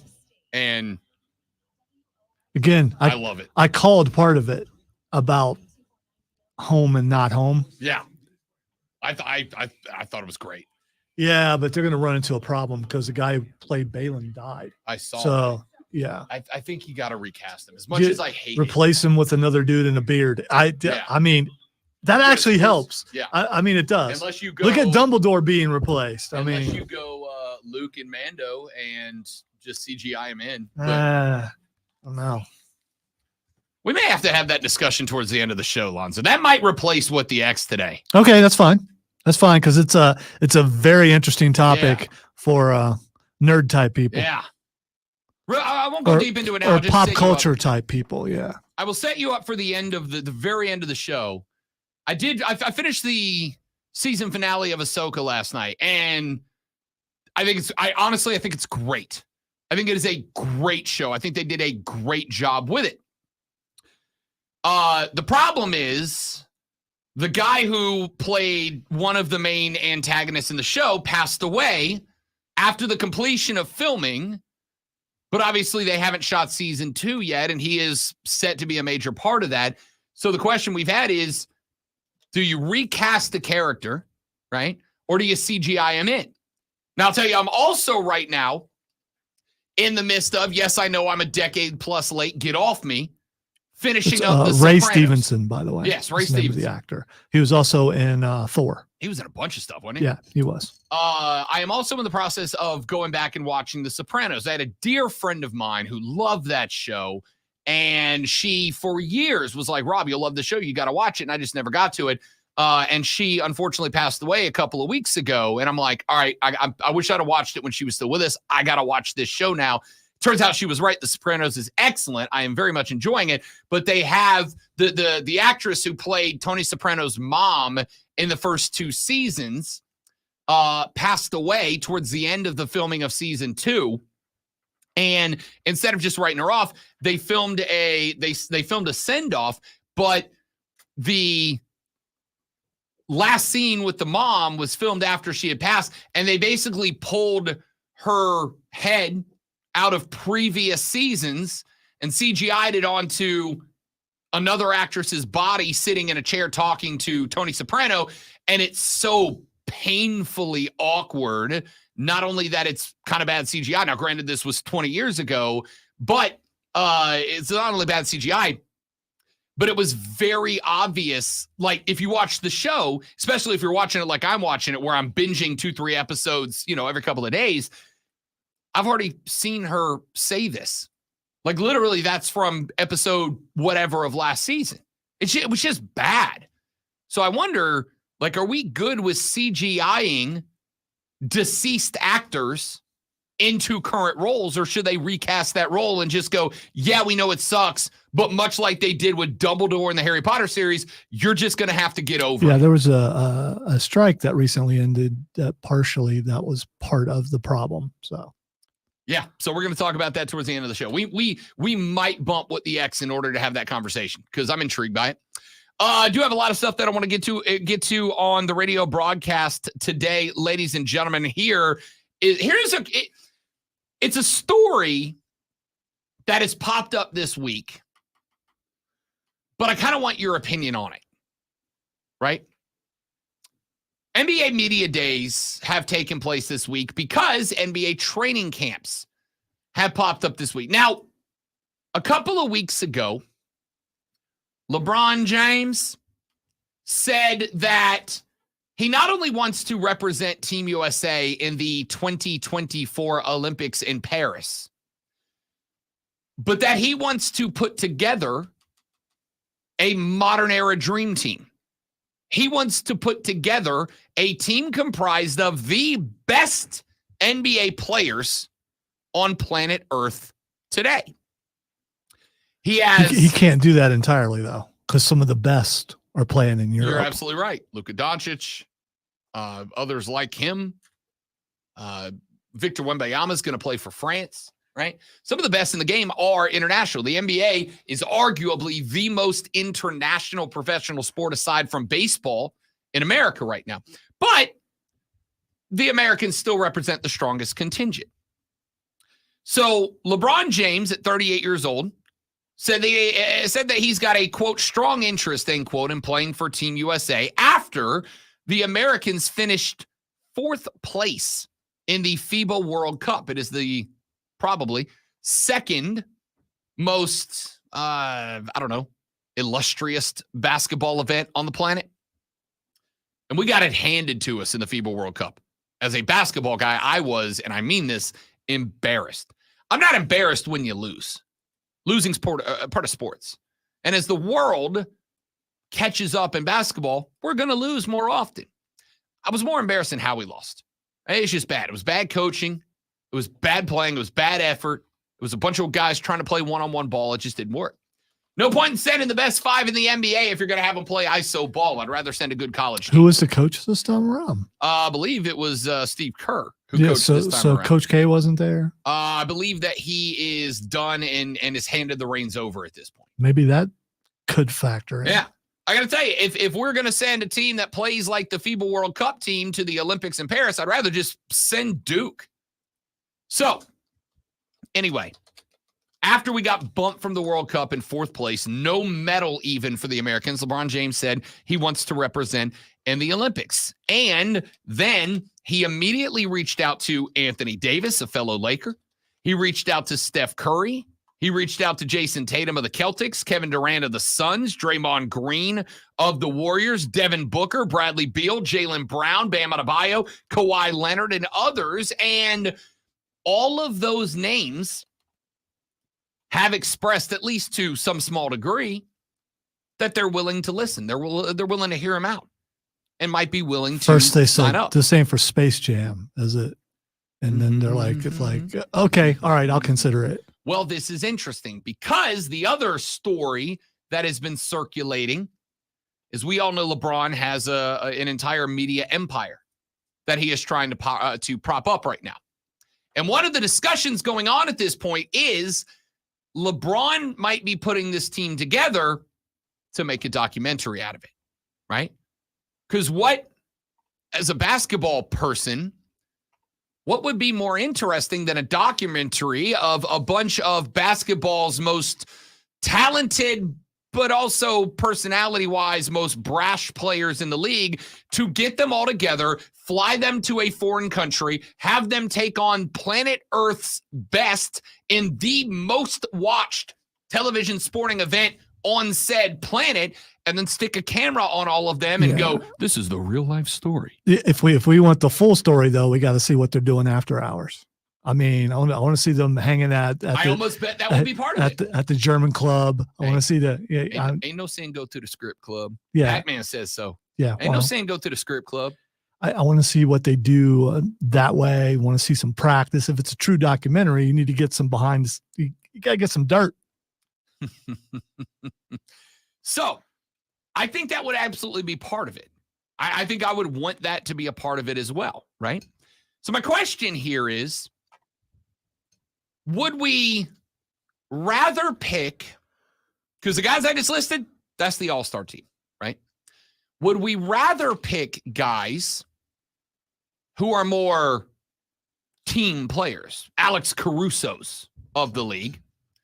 Would we rather pick guys? Alex or someone like him would probably still get to go because, I mean, you're still going to have a couple what some would consider filler guys. Oh, I'm sure you will. You'll still have a couple of those cats. Because if you're trying to recreate the original Dream Team, someone's got to carry the bags. 100%. Yeah. But the list of names that we just took a look over, James, Davis, Curry, Tatum, Durant, Green, Booker, Beal, Brown, Adebayo, Leonard, that's the overwhelming majority of the roster. You only got room for like 3 or 4 more dudes. And on top of that, let's be real here. If all those guys are going, you know there's a couple of other megastars, that might not otherwise be interested, but are going to look at that and go, I kind of don't want to get left out, right? Like this is a real way for me to grab some limelight here. So my question is, does this scare you? And maybe it's just me. Maybe you don't give a crap. Jimmy Buckets with the haircut 100%. going up against France. I got to see that. Are we sending Jimmy Heat World? So I don't know about you. If you do care about, and I do, maintaining our status as the basketball country, which we have not been recently. But if we are set on maintaining our status as the basketball country on planet Earth, and we're going to send a team to the Paris Olympics with every intent of bringing back a gold medal, and we should. Are you good with sending easily the most talented top to bottom lineup since the Redeem Team, maybe the Dream Team itself? Top to bottom, the most talented assemblage of basketball talent ever, top to bottom, ever.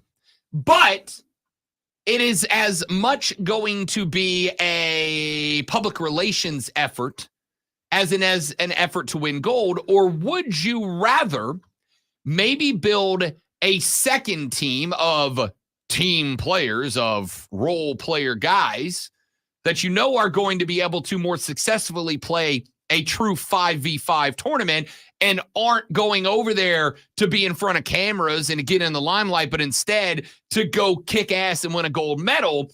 Would you rather have that than send the 10 best players in the NBA? Yeah, but LeBron and those guys go over there and they lose. What then?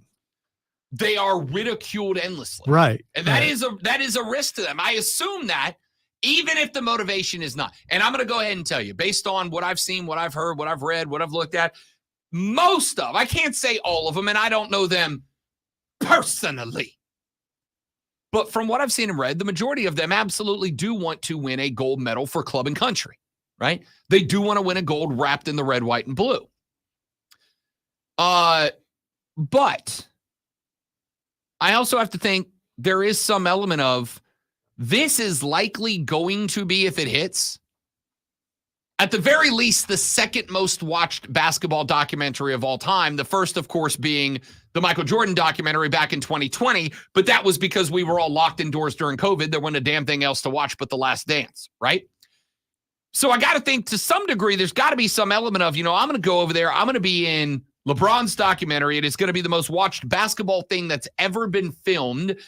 And games are going to be a part of that. So I got to show out, right? I got to go get my 35 when we play France, when we play Victor Wembanyama. I got to go get my 35. So I show up in this doc real good.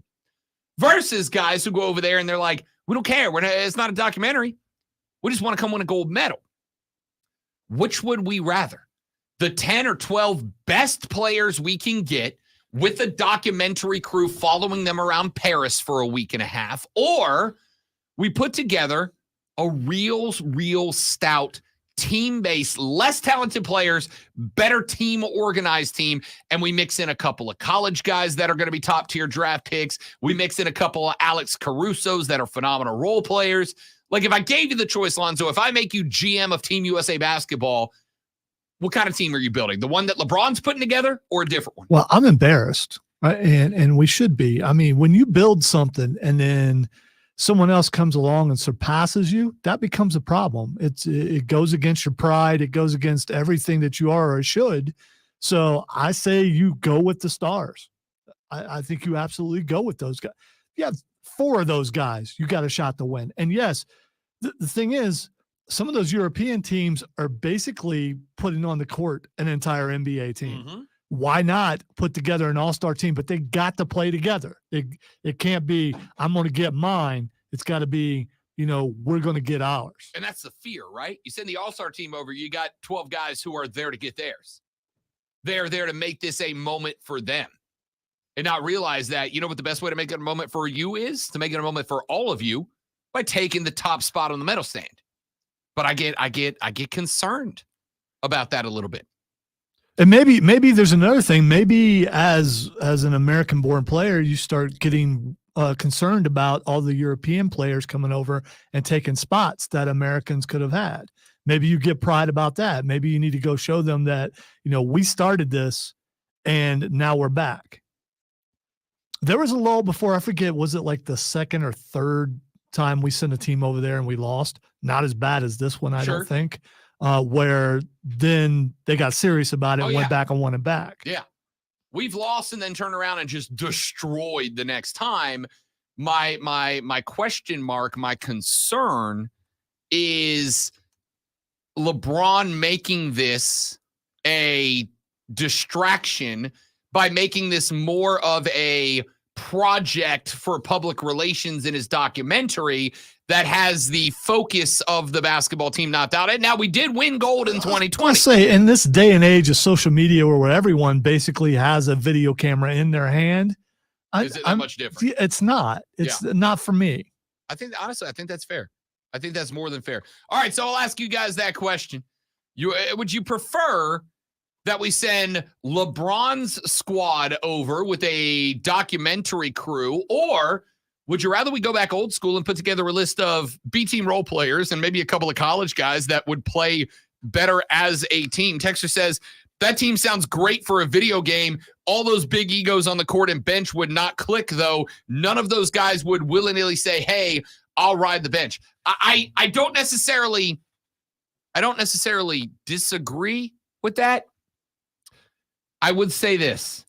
If Lonzo, if there was a way, and a lot of people aren't going to like that he has this much ride, this much clout, but if there is a way that you are going to get that many egos to gel and get together, do you know what it takes to lock them down? Not Steve Kerr.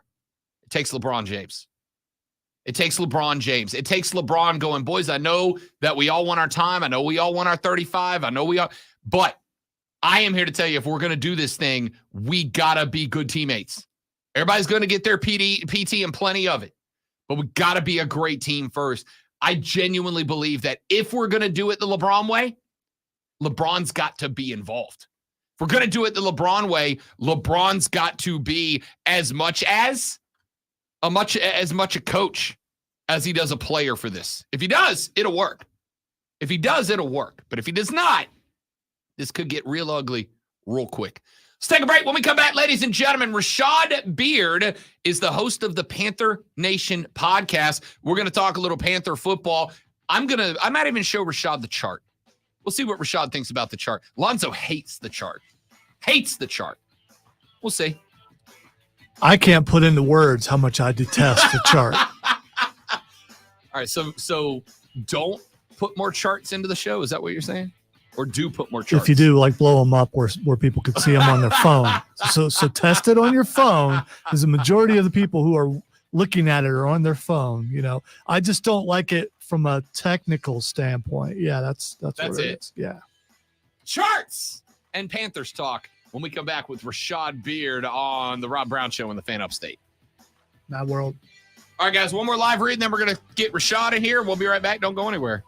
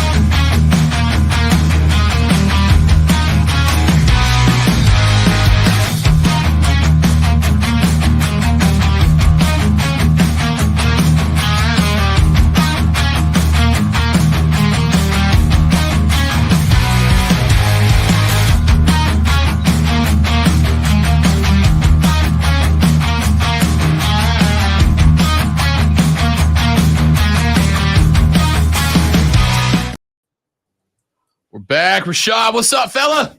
What's up, man? Doing all right, buddy? Yep, all We good. didn't wake you up too early, did we? No, I'm bro. I'm usually more of a morning person when it comes to this. Oh, you stuff, got kids. You up early. Yeah. I'm up.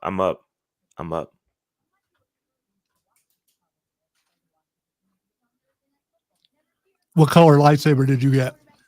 I didn't get one, man. It was Too I expensive? was I was a little upset because the Rise of the Resistance was closed when I got there.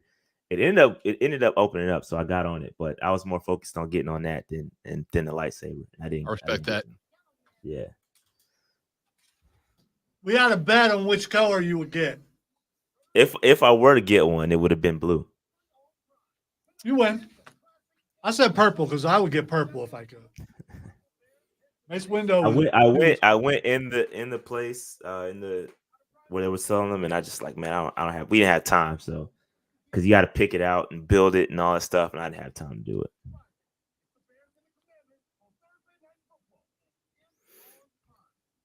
We're going down in, I think February, last weekend of February. We're gonna go down there for my birthday, and I've already told her, like, you might have to find something to do because I don't care if it takes 2 hours. I'm coming back with a lightsaber from Star Wars. Yeah. You gotta go build it. It's pretty fun. It's pretty fun stuff. And so mine will be purple. I still have never been, so It's great. Great. Long drive from Greenville, South Carolina, buddy. Yeah, I just did. I drove myself too. So Did you drive? Yeah, we drove. Golly, what's that, like 11 hours? No, it's like 8. It's not that No bad. way. It's 8 hours. It's not Spy that car. Spy car. Well, you're 2 hours north of us. bad. Yeah, 8 hours, man. It's like 7 to St. Augustine. 77 down to 26, 95. It's not that bad. Okay. I haven't looked. I'm gonna be honest. I fly. I'm lazy. It's not that bad. Let's see. We got Chad up in here waiting for the PMP Nation. What's up, Chad? War calling out the PMP Nation. My man Carlo.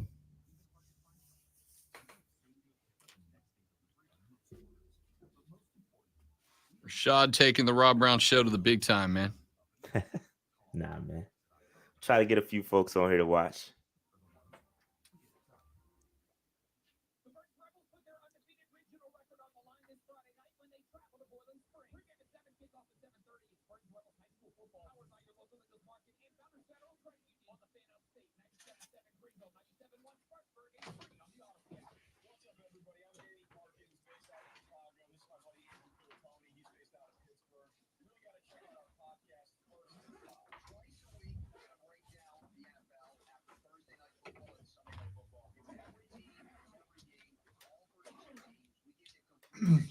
all I gotta say is Rashad agrees with you 100%. I'm just done. I'm just So finished. dramatic. I'm done. With the Panthers? No, just done Look. with something. I brought I'm done with something. I don't know what. I brought a chart onto the show today. All right, like a Okay. graph to Okay. prove that this is not a BY problem. Lonzo did not like my graph. No, he will not say that he's part of the problem. He's Okay. blaming the coach, blaming the GM, but refused to say that he was part of the problem. Do you want me to He say my could have thought? got out of Or it by saying the team has a problem, but no, he would not do Well, the that. team does have a problem. Yeah, the coach and the GM. Okay, all right, fine. I'll save my thought. How about that for the show? Thank you. So, in other words, I might as well get ready to be done with something. That's fine. That's fine. Don't be done with me, man.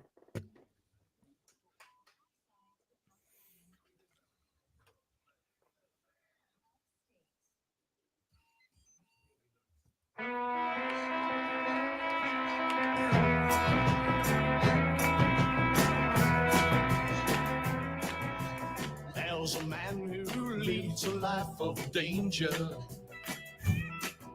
To everyone he meets, he stays a stranger. I don't know the words to it. He's just, Every move he makes, another chance he takes. Odds are he won't live to see tomorrow. Secret agent. Have you heard it before, Rashad? Have you? Yeah. I'm familiar. Okay, all right. So I was wrong about that too. This is just me being wrong all day. Rashad Beard is the host of the Panther Nation podcast, which you can find on social media at Panther Nation PC. But more and most importantly, find him on YouTube by searching and subscribing to the Panther Nation podcast. There is nobody, and I mean this, I enjoy talking Panther ball with more than Rashad Beard. And look, I'm going to jump straight into it, Rashad, because I brought a graph to the show today. All right. I brought a graph. Lonzo hates that I brought a graph to the radio, but I found it important. And I'm going to bring it up again right now because I think it illustrates the point. All right. Real quick, I'll run through it. On the bottom left to right is the percentage of open windows that a quarterback has to throw into. That is the number of times when he throws the football that the window he's throwing to is an open window. No defenders to immediately impact the reception of the football. And on the left, bottom to top, is the percentage of accurate throws to those open windows, right? So the further on the right you are on the graph, the more windows you're throwing to that are open. The higher up on the graph you are, the higher that percentage. And all the way in that top left corner, that circle all the way up there by himself, that is Bryce Young. He is the furthest quarterback to the left with one exception, Derek Carr. That means those two guys have fewer open windows that they are throwing into than anybody in the league. But look at where he is at the top. He is throwing to open windows at an 80% accuracy rate right now. That says to me, Rashad, and correct me if I'm wrong here, it says to me that there are a couple of problems. Problem number one. He already fell asleep. That's fine. Yeah. I don't think so, but we'll find out. It brings a couple of things. There is one possibility, and that is Bryce Young's just missing guys who are getting open. But I've watched this team play, and I don't think that's true. Which then means that number two, guys aren't getting open, and the playbook is not being adapted and changed in order to get guys open. So the fact that he is throwing more accurately than any other quarterback in the NFL to open windows says to me, it's a decision-making and personnel problem, not a quarterback problem. Alonso took my graph away. Yeah, so listen, I think it's a combination of everything. Listen, Bryce is not perfect by any means. He's got to be a little bit more careful with the football as far as protection, ball security. So there's some things that he absolutely needs to correct. However, I would agree with that. We do have some personnel issues. I don't think that Bryce has been supported wide receiver wise. And I said this going into the season, when we do stat predictions, we said, I think Dave said Adam Thielen was going to lead us in receiving. And I said, if that's the case, we're in trouble. And look at where we are right now. Adam Thielen's our leading receiver by far from a target share perspective and from a yard perspective. He's the guy. And with that, if that's the case, we're going to have a problem. And you can see it right now. We're scrambling. Apparently, word on the street is that we're looking for another wide receiver. So I think it's a combination of everything. I think he's being coddled a little bit when it comes to the play calling. 13 screens or throws behind the line of scrimmage, not acceptable. I mean, you overlay that with the Andy Dalton's chart, it looks completely different. You look at the two different. So I think it's a combination of everything. We've got issues we need to fix. I will say that I'm 100% confident in Bryce. I don't think he is the sole issue. I think he can lead this team and be our franchise quarterback. But we've got some things to work on for sure. All right. So normally I don't jump in here, and Rob doesn't want me to. He just gave me that look like why you. But I just, we talked about before the season that if things didn't go well for Bryce and things went well for CJ Stroud, which they are, that there would be noise that the Panthers made a wrong choice. Panther Nation podcast, you got your finger on the pulse. What are the people saying? Oh, the people are hot. And listen, that's an easy way out, right? The people are hot because it's not just CJ Stroud, right? It's Anthony Richardson that's playing well too. So that's part of the problem in that we get into this hindsight mindset when things don't go well. At the end of the day, winning is going to cure all. Once we start getting some W's, I don't think all is lost here with the Panthers. We've been in every single game, right? We're a couple of decisions away from winning. We could be 2-2. We could be 4-0. I mean, it's not that far off to where we can have some W's. So but you're right, Lonzo. I think listen, seeing CJ Stroud ball out, putting up records, it's problematic. It is. And that's just an easy way out because we don't have the same thing. We don't have the same coaching staff. He doesn't have the same skill set around him. It's different scenarios. But yes, the Panther Nation is not happy about CJ Stroud playing well and Bryce struggling. Steve Smith Sr. said they are hotter than fish grease, which is just the best. Rashad Beard is one half of the hosts of the Panther Nation podcast. He joins us on Thursdays at an all-new time. Within our all-new time, we move 6 to 10, so Rashad's going to be joining us at 8:20 on Thursdays moving forward. You mentioned it there, and that is the Andy Dalton pass chart versus the Bryce Young pass chart, because I saw the same thing, and it's like it's the same chart except all the dots are moved back like 10 yards for Bryce Young. And that says to me, like, yeah, that's a play calling thing, right? Like, that's a play calling thing. Now, you can say they're play calling that because they don't believe that Bryce Young can deliver the ball down the field or that Bryce Young isn't ready to deliver down. What's the reasoning behind that? I don't know. I wish I knew. I do think that Andy Dalton can make throws that Bryce isn't quite ready to do just yet. And that's okay. He's a rookie. I do think, however, if you stick Andy Dalton in that game versus the Vikings, that is a W. I firmly believe that, number one, because of the ball security issues, and number two, I just think that the play calling would be different. And that's not on Bryce. That's on the coaching staff. We've got to get in a situation where Bryce is comfortable and they're putting him in the best position to succeed. And it has to do, again, we can't get the run game going either. That's a problem. We talk about Bryce a lot. But a lot of it has to fall back on the run game and getting the run game going. The inability to run the football is a major problem for the Carolina Panthers. Once we get that fixed, you start implementing play action, things will start to open up. But until then, it's not working. And we've got to get on track. We've had some opportunities with some defenses that have not been as good as the first 2 weeks that we played, but we've got to get it on track. And I don't know what the answer is. I hope that the coaching staff, the all-star coaching staff that we brought in, can figure it out. There's a lot of good minds in that building. On paper, they should be able to figure it out. Unfortunately, I don't get paid the big bucks to figure it out, so I don't know the answers. So they got to figure that out. Rashad Beard from the Panther Nation podcast here on the Rob Brown Show and the Fan Upstate. All right, let's flip it over. Let's talk about this news that came out this weekend. Rappaport reporting that Scott Fitterer is working the phone lines every day in order to find not just a new wide receiver, but a top-tier wide receiver. And we know that if that move gets made, it's not going to be cheap. Here's what I've said, Rashad. At this point, you're sitting at 0-4. The likelihood of making the playoffs is at this point pretty much zero. It's not zero, but it's pretty much zero. Fortunately, you're in the worst division in football. Unfortunately, Baker Mayfield and the Buccaneers seem to have found a little something, so we're all playing catch-up at this point.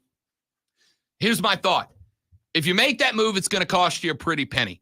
What's the point in bringing? I understand it. The best answer is to give Bryce Young a number one wide receiver to grow and develop with, but I don't know that I'm willing to do that at the cost of what is already very limited capital to grow with in the future, right? Because if you bring a guy in, especially if you go with, say, a Hollywood Brown, a guy that, first off, is going to be unhappy playing for anybody other than a contender because he's already said that in the past. But if you go get a guy for the rest of this year that hits free agency in 24 and it's going to cost you a second and a fourth, great. Like, I gave Bryce training wheels for this season, but I've hamstrung our ability to get better next year when, we really think it's time to compete. I don't love hearing this right now, man. Yeah, you described the conundrum that the Panthers are in to a T. I mean, that's exactly right. I am all for getting Bryce Young weapons. And here's the issue. We had an opportunity to get a bona fide wide receiver in the offseason. We had an opportunity to get a DeAndre Hopkins for free. You could have signed him. He was a free agent. The Cardinals had let him go. We could have signed him and had a top tier level wide receiver in the building already. Now we're in a situation where you want to get a wide receiver because, you don't want to stunt the growth of Bryce Young. You want to give him all the weapons to make him feel as comfortable as possible so that he's not, scarred for life dealing with start seeing ghosts. We don't want to see that, right? So I get what they're saying, but in the situation that the Carolina Panthers are in, it just doesn't make sense to trade for a wide receiver because guess what? like you said, limited draft capital that we already have. We don't have a first round pick. So that means you got to start thinking about a player. And so that player that you're talking about potentially is Brian Burns, right? He's the only tradable asset that we have. And then you think about that, you take away from what is already a gutted defense, and it still happens to be playing well. I got to give Israel Evero all the credit in the world because he's playing with the hamstrung defense. You take Brian Burns away, that cripples our defense, right? So it's a really bad scenario that the Carolina Panthers are in regards to trying to get a wide receiver. I personally think it's too late. I think we need to go with what we have. You don't want to dig your hole deeper. But if you have the opportunity to go and try and get a Devonta Adams who doesn't seem to be happy with the Raiders right now, I would swing. I would try to see what I can do. I mean, I'm picking up the phone to see what's out there. You know, Scott Fitterer says in on every deal. Let's see if we can get some. Let's see if we can get him for the cheap. You never know what can happen. But trading away Brian Burns or trading away more picks that we don't already have, you're just digging the hole deeper. And we have to basically take our medicine. We put ourselves in a situation. Now we got to live with it. Let me give you my biggest fear right now. Here's my biggest fear. We know that there are GMs. We know that there are head coaches that very frequently fall victim to their own ego. I've said for a number of years, the issue with the Dallas Cowboys right now isn't the players and it's not the coaching. It's Jerry Jones' ego, because when Jerry decides this is the way, I'm right, everybody else is wrong, and I'm never going to come off of that. I think that is part of the issue, for instance, with Dak Prescott. Jerry spent 5 years trying to convince us all that Dak's a Pro Bowler, and every year Dak is not that guy, right? Here's my fear. Scott Fitterer went Bryce Young. Bryce Young's getting outperformed by C.J. Stroud and Anthony Richardson in immediately available metrics. Scott Fitterer, a guy that a lot of us feel already kind of feeling that seat start to heat up a little bit, has got to make it look like Bryce Young was the right pick. And what's going to get fans off of his backside right now is wins and numbers. So he would rather go get a guy for Bryce Young to look good in the short term so that he can go, see, I told you I made the right call, as opposed to have the ability to sit back, allow the Panthers to use what capital they have left to grow into next year's team and be right a year and a half from now. Now, I get it, because there is the point in the offseason where you risk David Tepper going, you know what, I'm really not happy with where we are, even though we're getting better. So you're gone, you're out. And then Bryce Young down the road becomes a brilliant quarterback. But I'm afraid that Fitterer is going to make all these moves to save his ass right now and make Bryce look good this year to the detriment of the 2024 Carolina Panthers. Or could it be that David Tepper is the one saying, hey, you guys got to get it right now? Like we have this coaching staff. I cut the check, right? I cut the check for this coaching staff. You guys need to figure it out. We need to get a wide receiver one in the building right now because I'm sick of losing. That could be the case as well. But you're absolutely spot on. You're spot on in the fact. I think that you got to. It's a tough situation. It's a really tough situation that Scott Fitterer finds himself in, and he's definitely got the seat warmer on. He gets in the car right now, and the seat is hot for him. What's not hot? I would say it's a little warm. I will say this: winning is going to cure all. Like, we have to get some W's. I firmly believe that the season is not lost. It's 0-4. I don't think many of us expected playoffs, but what we did expect is to be at least a mid-team, mediocre. That's what we wanted, at least, right? So go out there, get us some W's. Don't panic, right? In regards to getting a wide receiver. Let's figure it out, because we have limited capital. We can't trade away Brian Burns. We got to figure this out. So Scott, it is what it is. Hopefully, him and Tepper are on the same page, and they don't go with any knee-jerk reactions and just get it done. We'll see what happens. I don't know. I don't have the answers. I don't. I'm just as worried as you are. Rashad Beard is the host of the Panther Nation podcast on Twitter at Panther Nation PC, but make sure you search and subscribe to their YouTube channel at Panther Nation Podcast. Of course, we are currently sitting with an 0-4 record. Teams that go 0-5 just don't make the playoffs. It just does not happen. But I have been saying for a hot minute. In fact, I had an altercation with a bunch of Panthers fans earlier in the week. Sheena Quick, who covers the Panthers up in Charlotte, and I think does a spectacular job. She put up something, all the fans feel like they've been bamboozled and led astray and run amok, and that's all well and good. And my response was, like, that's cool, but the fans don't run the team, and they're not going to like to hear that. I get that you want wins, but at this point in the season, and maybe this is me being cynical or pragmatic, I don't know, maybe somewhere in between the two, I don't really care.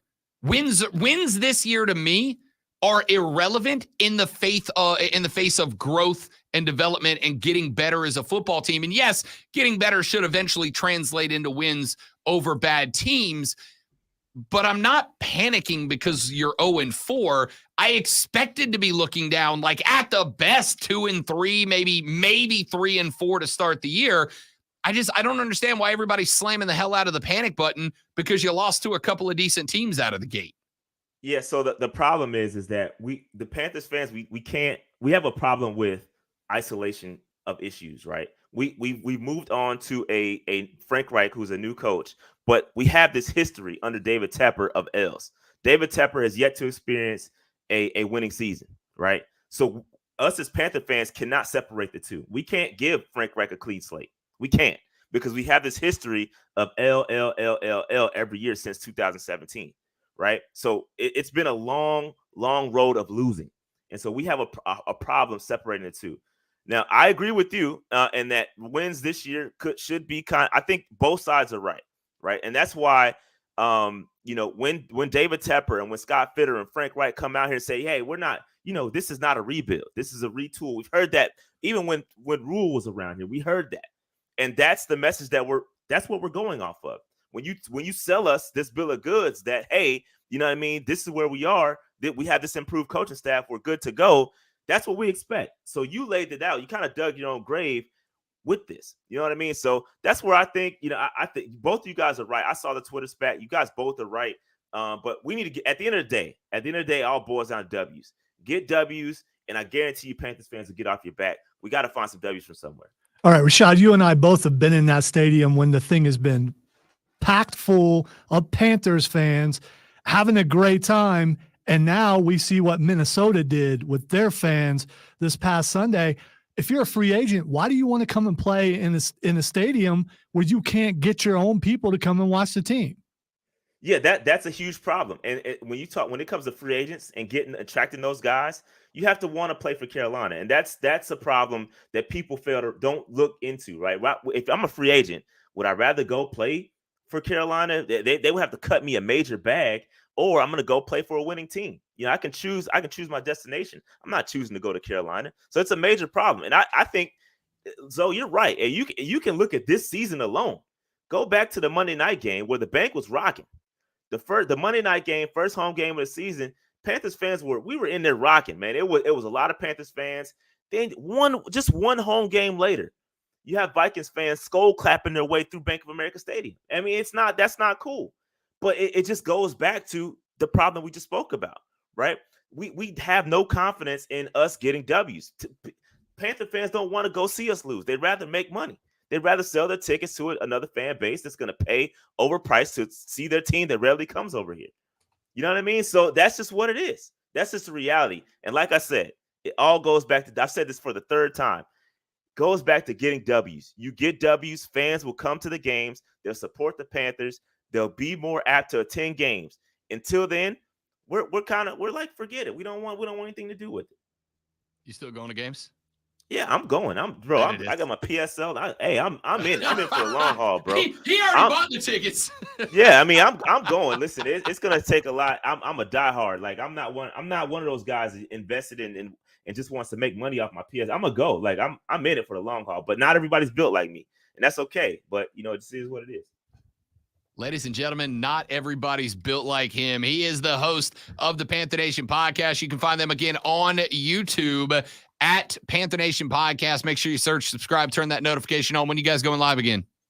We'll be live for the game. We'll live stream because this is a away game. We'll be live streaming during the game, and then we'll do a post game after that. I think we're going to preview the game today. I think it's going to be recorded, though. So hit the subscribe button. Check us out. Preview the Lions game, and then live on Sunday. Talk to you next Thursday, big dog. Absolutely, man. Good times. I like this new slot, by the way. Congratulations on all your success. Thank you, big fella.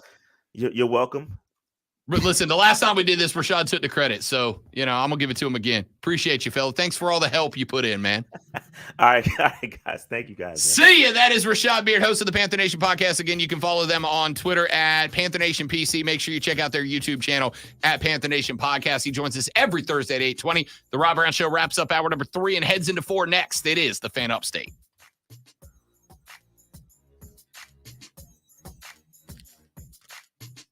He split the difference between us. I accept that. Rashad's all about bringing people together. Yeah, that's what happened.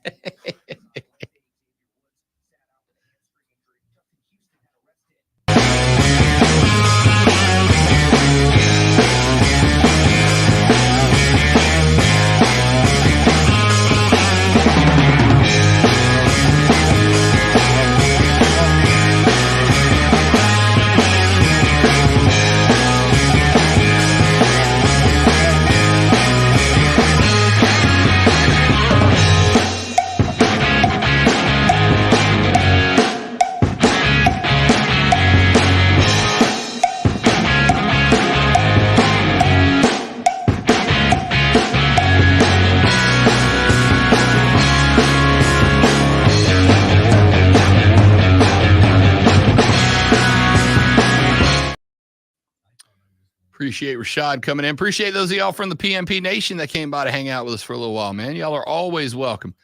We're live every day, all 4 hours.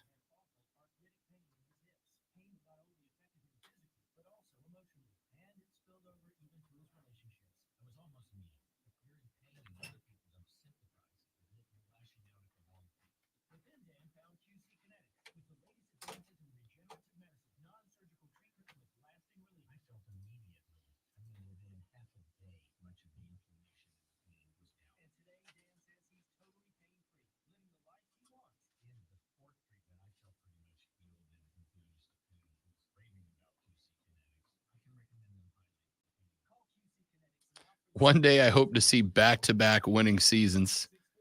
Made for More said winning cures everything. I'm not arguing that it doesn't. It absolutely does. Ray Lewis is my perfect example of that.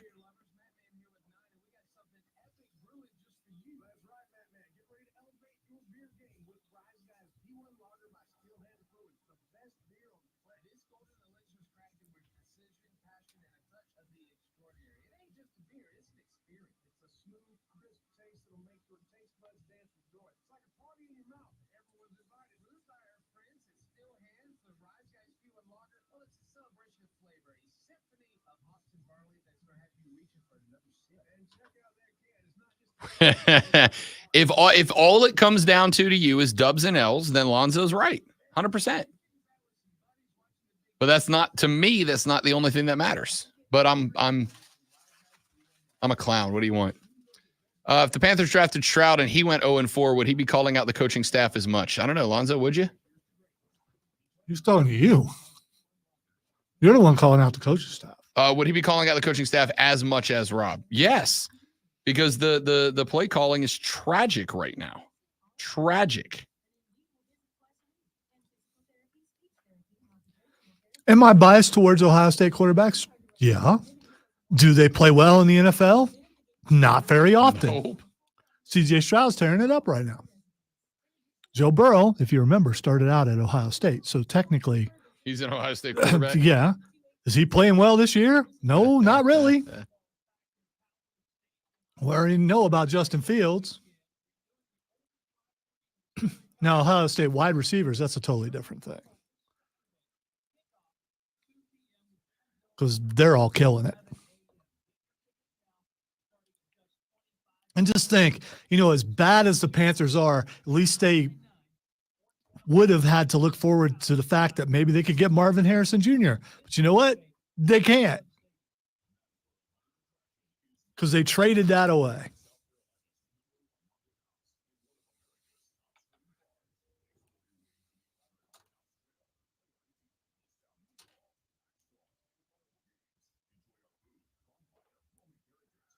You can go all the way back to Tom Tupa and Art Schlichter. I mean, Ohio State quarterbacks don't do very well.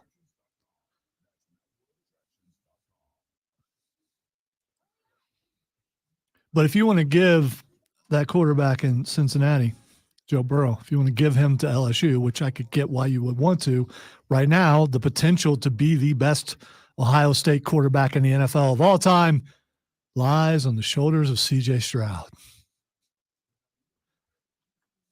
Behind the ropes. Thank you very much, bud. Much appreciated.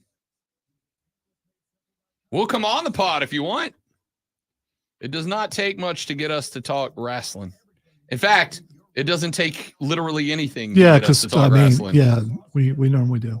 I would say a solid 33%, 33.3% of the talk in the Fortress of Nerditude is wrestling. It's always on too. It's always So, on. It is. When I get done, actually in pregame and postgame shows, I'm usually catching up on wrestling in the office. And we repeatedly stop it and talk about that awesome thing that just happened.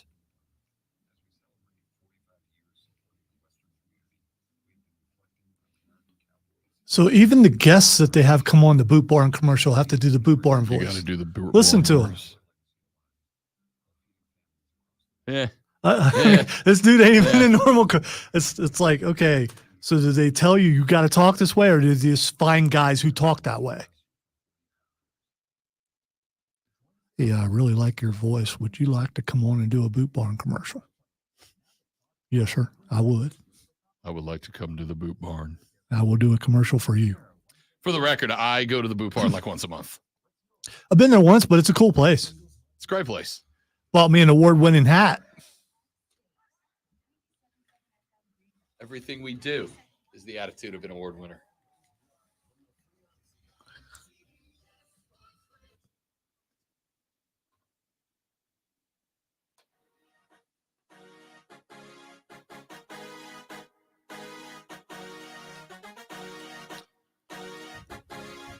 The Rob Brown Show rolls on. It is the Fan Upstate. Got a couple of things for you that we are cooking up right now.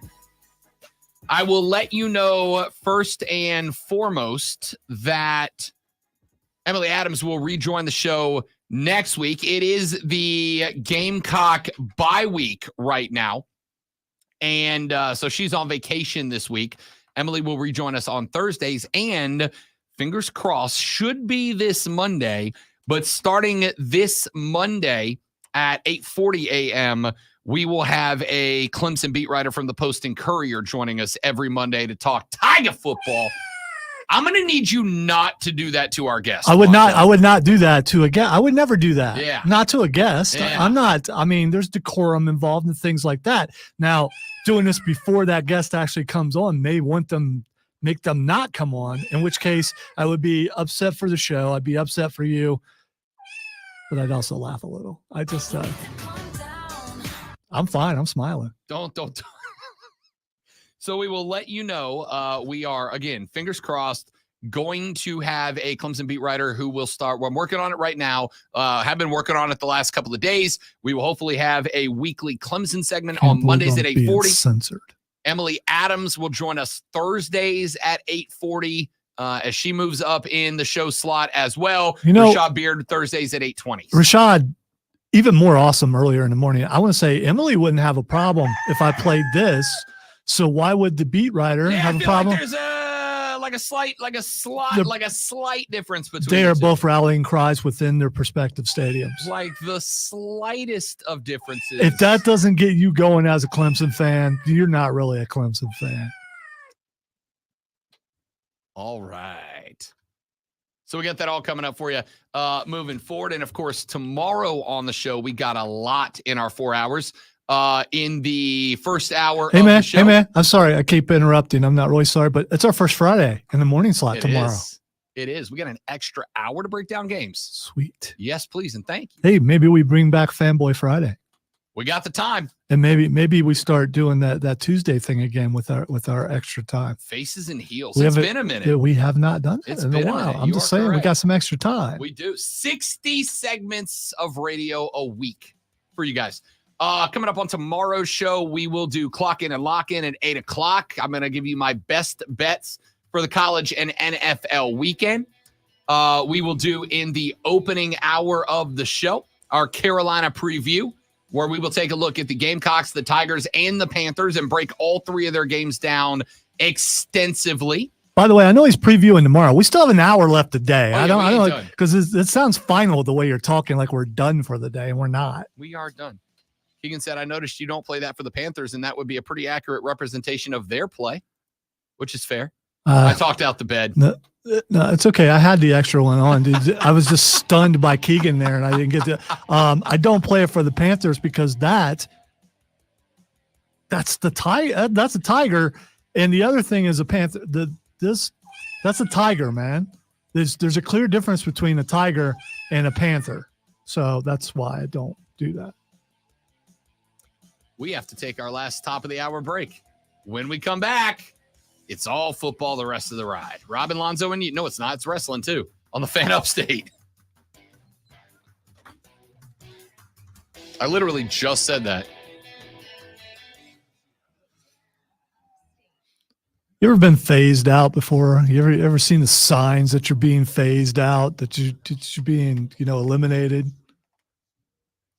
Just wondering. No reason. Oh, you know what we have to do in the last hour? Give away tickets to the Furman game.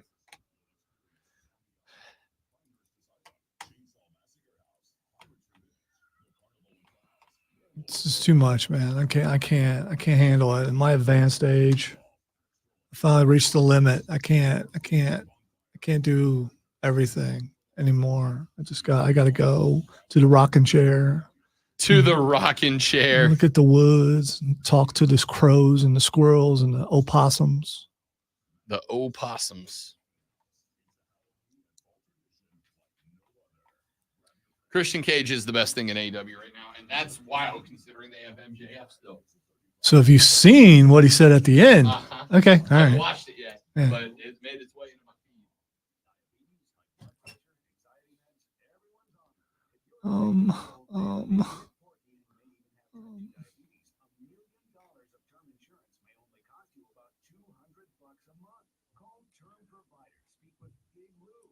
They changed the thing on me. I hate when they do that.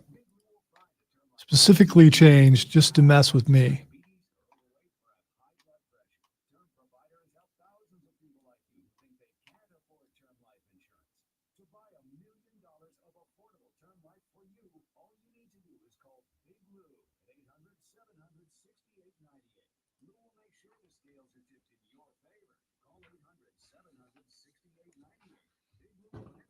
Yeah, I got a feeling, Steven, that's never coming back. I think, although it will never be said out loud by other people, I think Mayonnaise Gate has to do with it.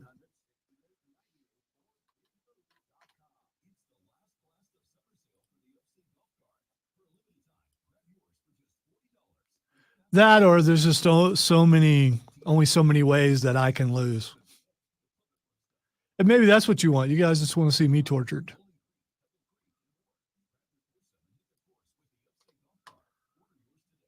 It's a sad state when my pain entertains you. Just want to point out, I still hate man buns and Oreo Speedwagon. Not necessarily in that order. Ooh, what order? I like orders. Man bun or Oreo Speedwagon. The things that I hate the most. The ultimate bet loss. Yes. Meg Lonzo sing Oreo Speedwagon while wearing a man bun. I don't even know if that's humanly possible.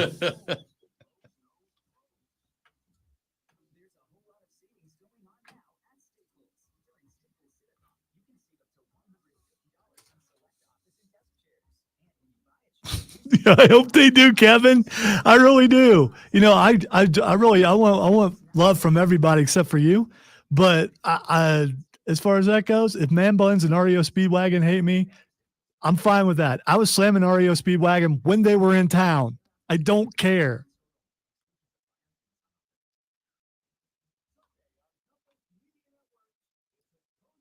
They're like 85 years old. I am not that old, so I'm good.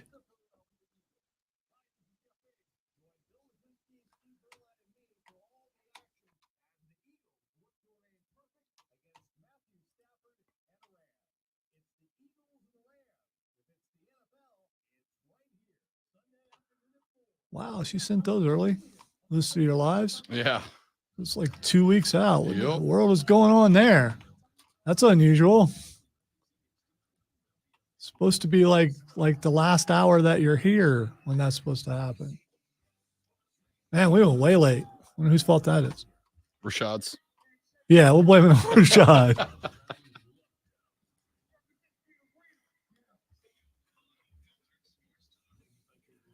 REO Speedwagon is the depression.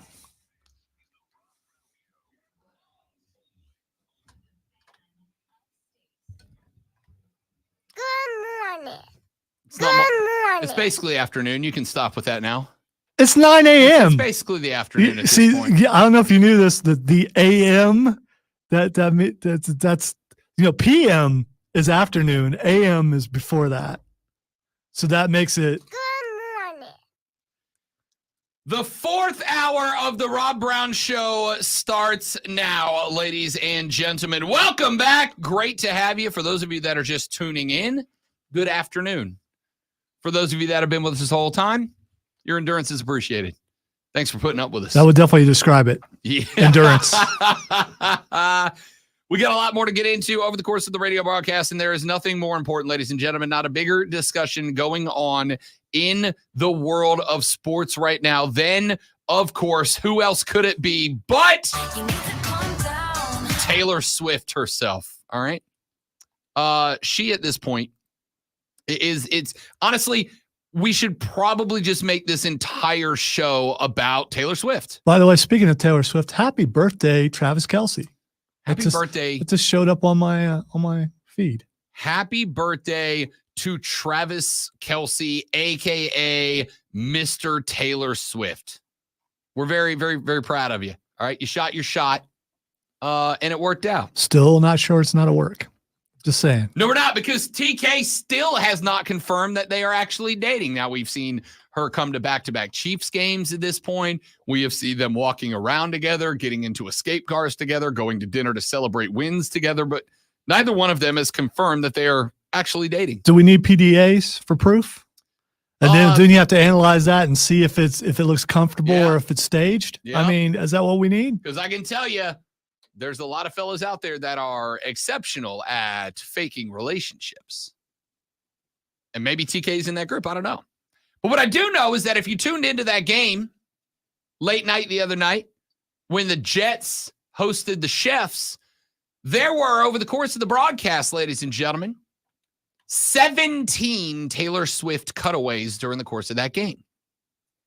And this is very interesting because while Travis Kelce will not confirm that they are or they are not dating, Travis Kelce, ladies and gentlemen, can now be considered amidst the number of people who think that there is too much Taylor Swift being covered by the NFL right now. On their New Heights podcast, a podcast that Travis Kelce does with his brother, Philadelphia Eagles center Jason Kelce, Kelce said, and I quote, "I think it's fun when they show who's at the game. It brings a little more to the atmosphere, brings a little more to what you're watching. But at the same time, they're overdoing it a little bit," end quote. Now, Jason added, "I just think the NFL is not used to celebrities coming to games. Like basketball has it all figured out. They're all courtside. They're sitting there. They show them once or twice, but then they get back to the game," end quote. And I think that the observation from the elder Kelce is astute, because the NFL is the biggest sport in all the land, but it is not as regularly celebrated. Yeah, don't tell some other people on the station, because It doesn't matter how they feel. Yeah, I mean, yeah. Because Lonzo is big into numbers backing up our claims. Do we have a graph? I can make a graph. Can for you? this, all right? Can we graduate to flow charts? I like those better. Flowcharts, like, it's very specific, right? Flowcharts don't give you data so much as outcomes. There's a difference. We're a big graph show. Venn diagram? Big graph That's show. the Venn diagram, technically a graph, though. Yeah, and that does show you data, but it's more of conglomeration of data as opposed to like laying it out point by point. Anyway, the NFL is the biggest sport in all the land, but it doesn't really have the celebrity turnout that, say, an NBA game does. I don't necessarily know that it has a celebrity turnout the way the Major League Baseball world does. So, of course, the NFL is going to do that, especially when the NFL has the biggest celebrity, I might argue, on planet Earth right now. Now, Tay-Tay is certainly the biggest star in the United States of America right now. There's not a more recognizable face in showbiz than that of one Taylor Swift. And the Swifties have now flocked to the National Football League. There is a trend going on social media right now that I, for one, find absolutely hysterical, of women who are big Taylor Swift fans going up to their boyfriends and husbands who are football fans and going, aren't you happy for this Travis Kelce guy that Taylor Swift put him on the map? You know, the guys who are unhappy about this, I don't understand you, because my wife watches football even when I'm not home. So, I mean, and I know that there are a lot of women in this area for sure that are big time football fans and will watch without their man. So if you got a problem with the Swifties, I don't get it. More eyes on the product is a good thing. One of the most important things to be able to recognize in your life, Alonzo, is the ability to check your privilege. And you don't know that you are in a position of privilege in that particular aspect of your life. You have found what we in the biz call a unicorn. Because while I am very much aware. Don't call her that, though, because she might smack you. I mean, While I am very well aware that there are scores of women out there who will watch football without their man. You know, last time I checked, and I could be wrong, maybe my eyes doth deceive me, but when I look at a stadium full of people, it's not all dudes. Correct. As I said. And those women don't look like they're unhappy to be there. They look like they're enjoying themselves, flying their colors and rooting for their team. There are scores of women out there who love football. My Is fiance scores more than a buttload? Yes, scores Okay. is more than a buttload. Okay. All right.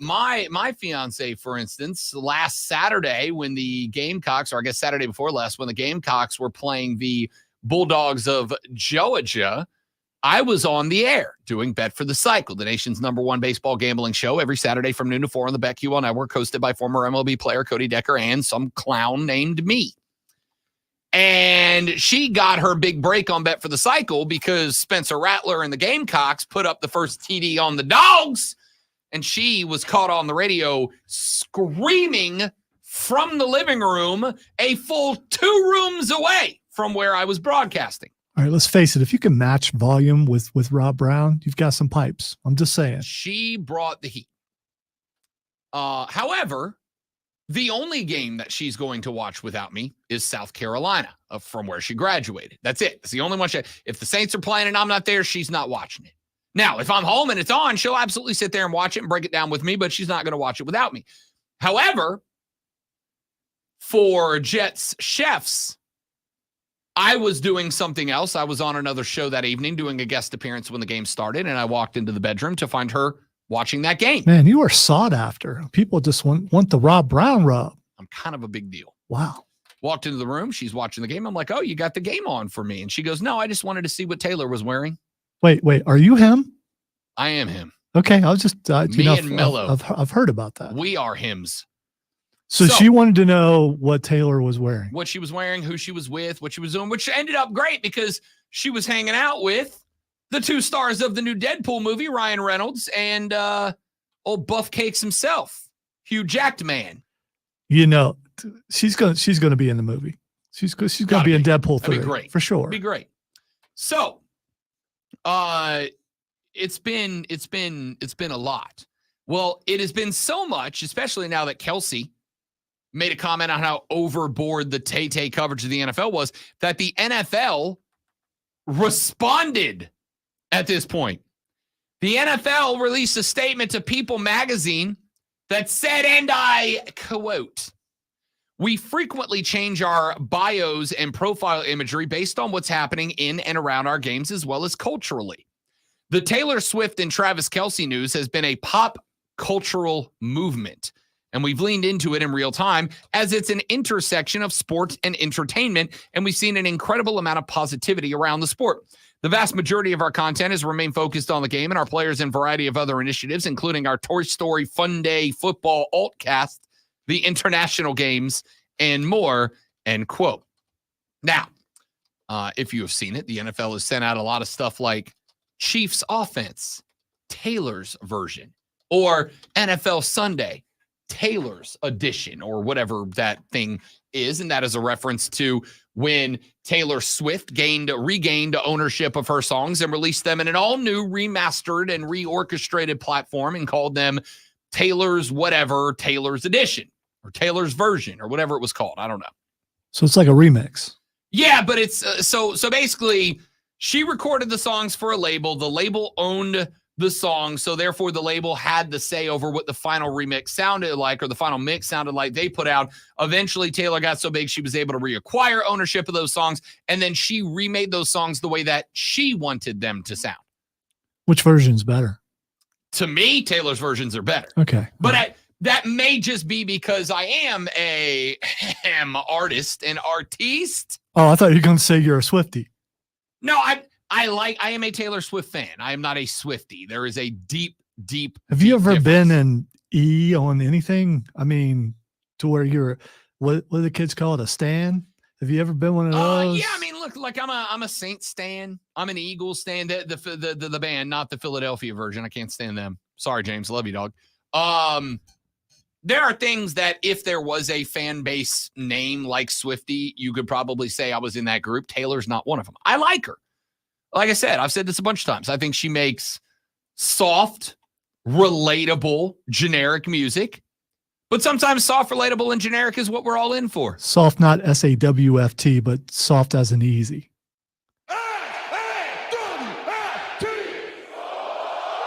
Correct. It's just easy listening, pop, kind of, sort of old school country songs about, young love and heartbreak and whatever, being let down, being run around on, things that have happened to a lot, if not most of us. We have all been in young love. We have all had our hearts broken. Many of us have been cheated on. Like, it's relatable stuff, and she puts it into catchy pop tunes. It's fine. Am I going out of my way for Taylor Swift? No. But if the fiance and I are on the roadie. Come on. You're still not doing it because you know how expensive those tickets are. No, I just mean like in general. Like if I'm driving down the road, I'm probably not popping a Taylor album on. But if I'm on a roadie with the fiance and she's like, can we listen to this new Taylor joint? Yeah, have at it. I don't care. Would she say it that way? Because I just don't. No, not really. Yeah, because what she would say is, I'm listening to Taylor Swift. Yeah, that's what I thought. Yeah. All right. Yeah. I appreciate the directness, So TK says they've gone overboard. And I will agree, even as a Taylor Swift fan, they probably have. I just love that they, being the NFL, they in this case, felt the need to defend it. I love it. But here's the reason why I love it. Because it makes people mad for no reason. It's stupid. Unless our conspiracy is right and it is affecting Patrick Mahomes' play, then I got a problem with it. If it's not, then so what? They're showing a celebrity multiple times. I mean, I think some of it may come from jealousy. Well, I just want to see ball. Can we just see ball? It's like, come on, dude. Well, I think, come on. Have you missed the play because they showed her? Yeah, I think that's the interesting part to me is it kind of brings to light once again. I think it brings to light the reality that is for many of us as football fans, specifically for those that are casual football fans, the reality that in any 60-minute football game, the ball is in play for less than 3 minutes.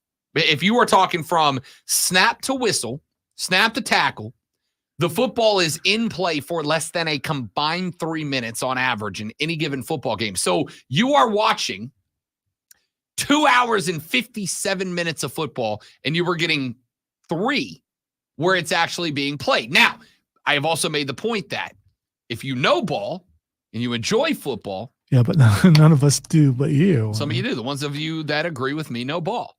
For those of you that know ball, you understand that the game is not just played when the quarterback has the football.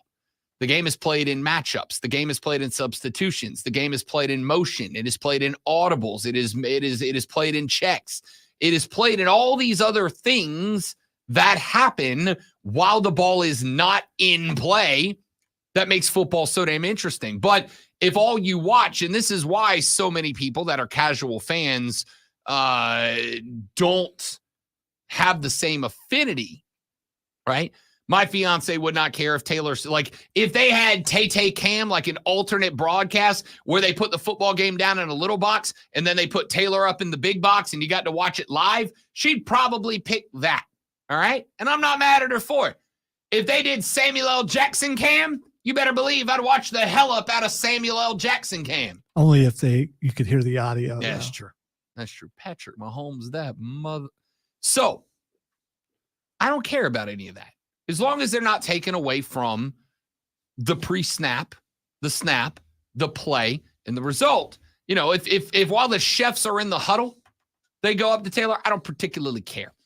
But what I do find interesting is I think it does kind of bring to light the fact that football is not played primarily while the ball's in action. It is played with the quarterback versus the defense, the coaches v. the coaches, the substitutions, the clock management, the timeout strategy, the audibles, the motion, all of that constitutes the game.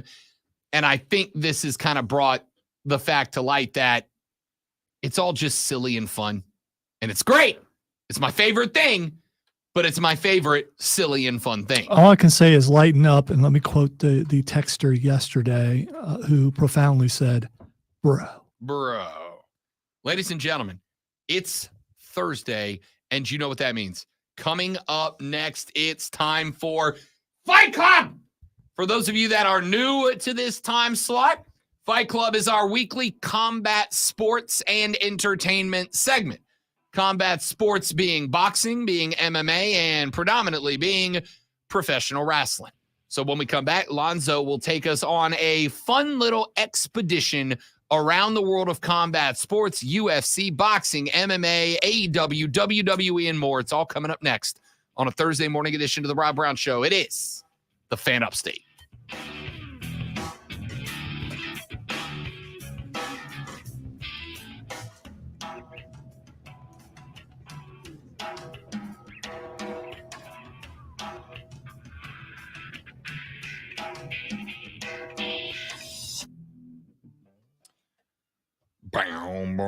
All right. Is there actual video of this? Peacemaker creator James Gunn shares a video from the set of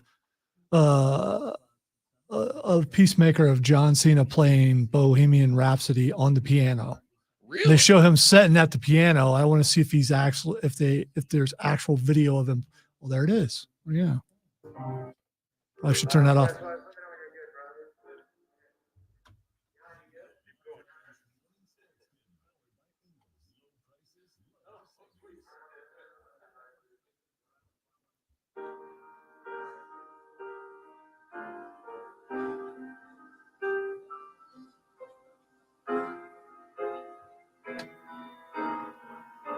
This guy makes me sick. Why do you get to have everything? Yeah, John why can Cena? you not? Why isn't Leave there something you for can't us. do? I mean, come on. He's dressed up in full Peacemaker too. That's even better. Oh, and what's his name is in the background watching. Oh, who's the sidekick? Why am I forgetting his name?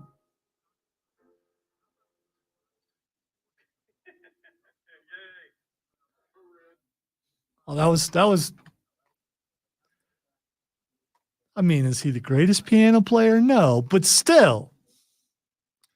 Would you rather be the best in the world at one thing or like the 100th best in the world at like 20 things? Dude, I'm already mid in most things I do. Yeah, so I mean, you know.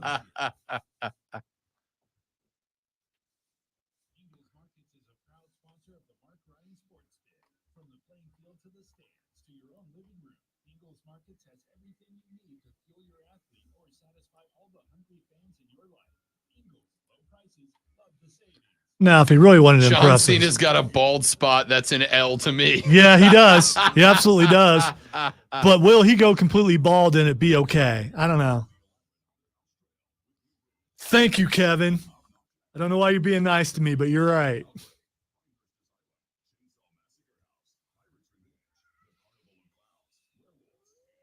Carry on. It is time for a trim. I can't hear that song without hearing the Upstate Pulse version. I mean, I just forever will hear that.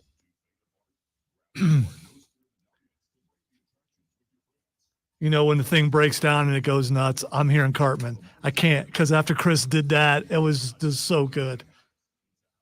This And- is pretty A+. And Pappy going Scaramouche. I mean, you know, it's just. It also had Harry Carey and Donald Trump in it. So, and Goofy. So, I mean, Upstate Pulse 7 and 9 on WORD. Christmas karaoke special. I'm working on it right now as we speak. And I had promised you guys that we're going to do Thriller. We just haven't did it yet to get everybody together before I do it.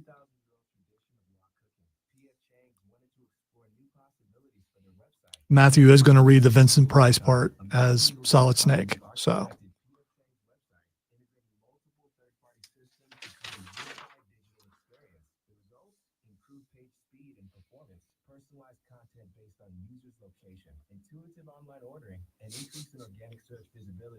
me too, Kevin. Me too.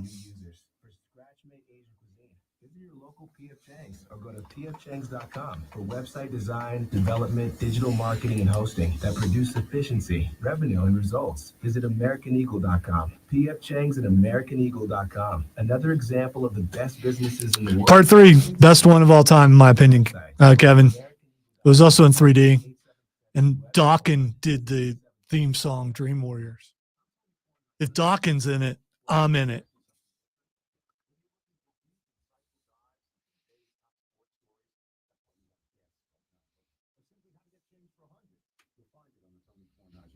Football picks from the best prognosticators in the business, including a monkey, to real-time. We're the Dream Warriors. Don't want to dream no more. I mean, it's just, it's amazing. Listen on the Odyssey app or wherever you get your podcasts. Want my secret for finding fall styles that can take you from home games to holiday get-togethers? Get to Kohl's. I just went and found myself the coziest sweaters for just $24.99 and Levi's jeans for my whole family at 30% off. Plus, I saved 20% on some of my other faves and earned Kohl's cash. So if you want to find new faves for every fall day and everyday savings, It's the you know calm where to go. before the storm. Offers end October 15th. Some exclusions apply. Levi's coupons do not apply. In-store or So- details. The pandemic is I've been trying to I've been trying to get into Starfield. It's like too overwhelming. It's too big for me too It's right now. just Yeah. too much. Here's what I suggest: just follow the storyline Yeah. for a bit. Yeah. You follow the storyline, you start getting powers. Once you get powers, that makes it kind of cool. I would leave a lot of the other stuff to later. Like after, from what I've been told by a lot of people, is beat the game. Yeah. Then if you want to go explore and build and all that kind of stuff, do it afterwards. It's so much. It is. I think the first game that I've played where I went, this is almost too big for me. Yeah. I've had to take a break. I'm still playing Baldur's Gate 3 too. And Matthew taught me how to put mods on the computer game, which I didn't know how to do. And now I do. And so unlimited carry is the best thing in any game for a loot junkie. I don't disagree.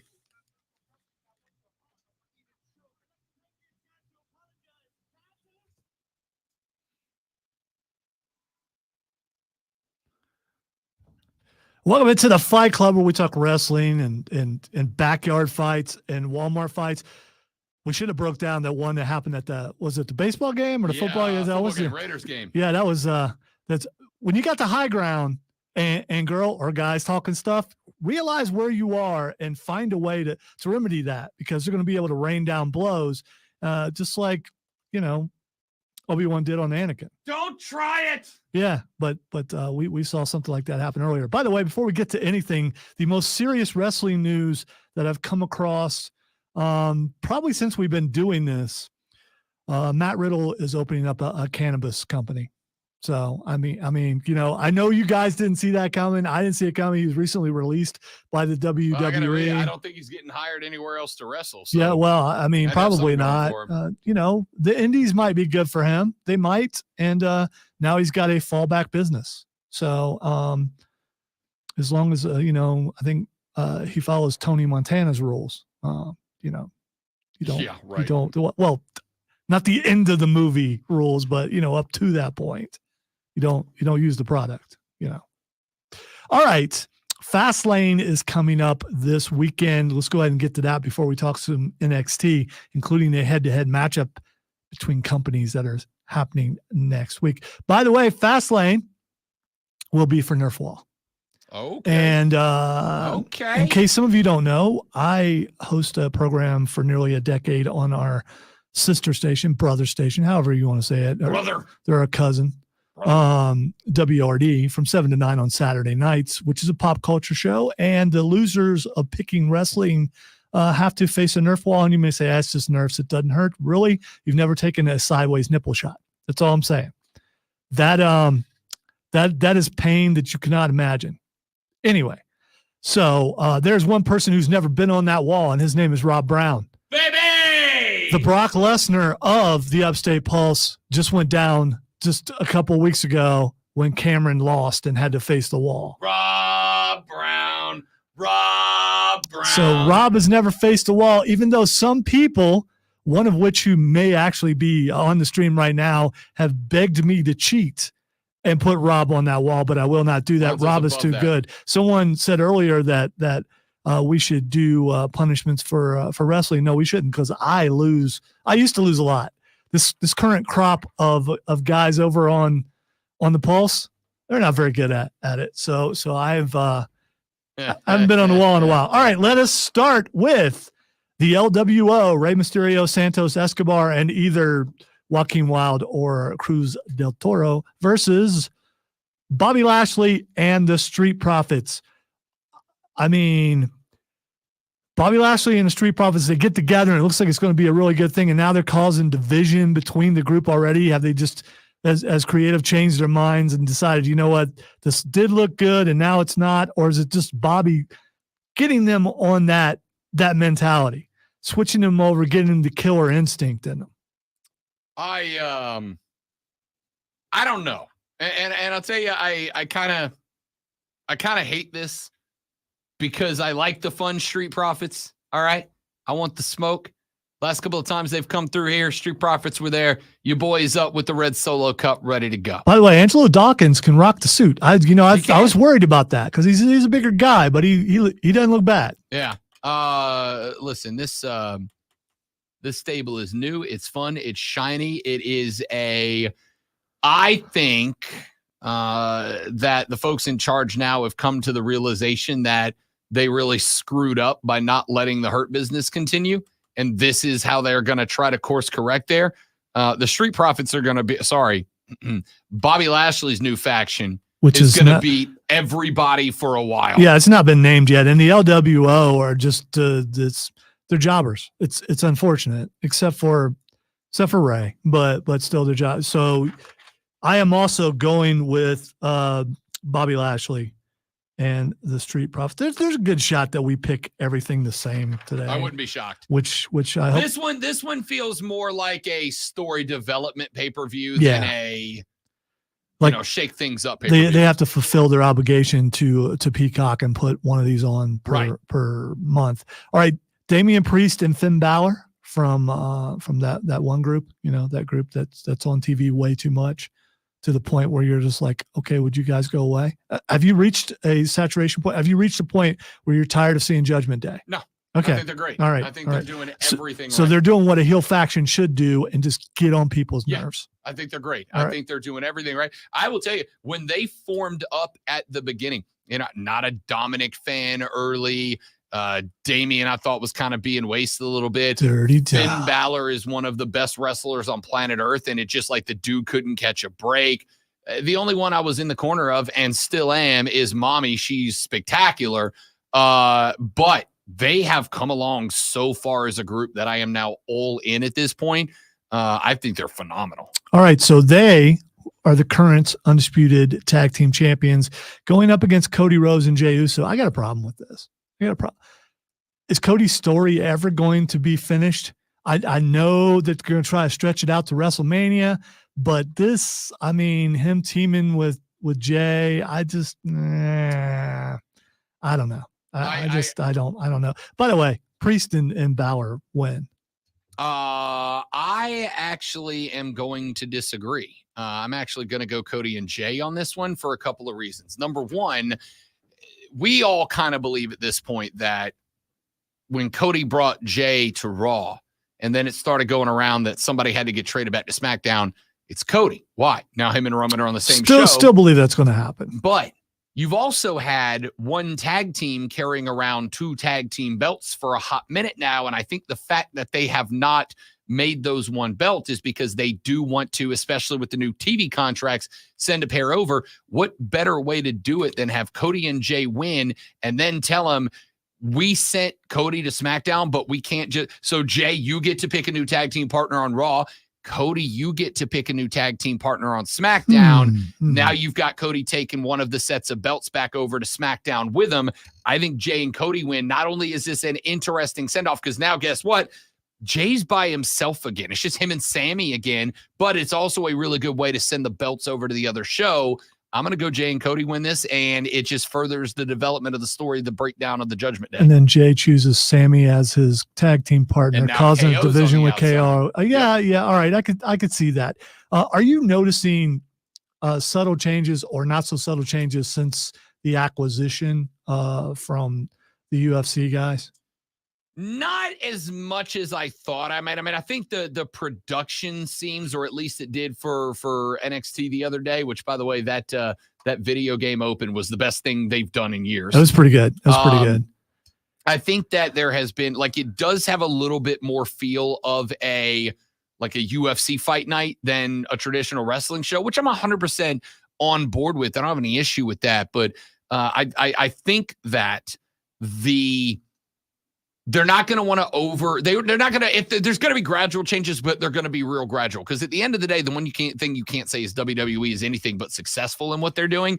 So I think you'll see things that are changed maybe in terms of like presentation of events. We might see like a little bit different look at this event coming up, but I don't expect there are going to be any sweeping overall changes, because as long as the product is profitable, then the people at the top have exactly what they want. I was hoping to get some more Cormier, but that's still my favorite. I think it'd be fantastic if even if you just did it once, bring over. Now, I don't think Rogan's going to do it, but I think it'd be great to put the UFC commentary desk in for a fight. And even if you picked bring in Dom and Cormier.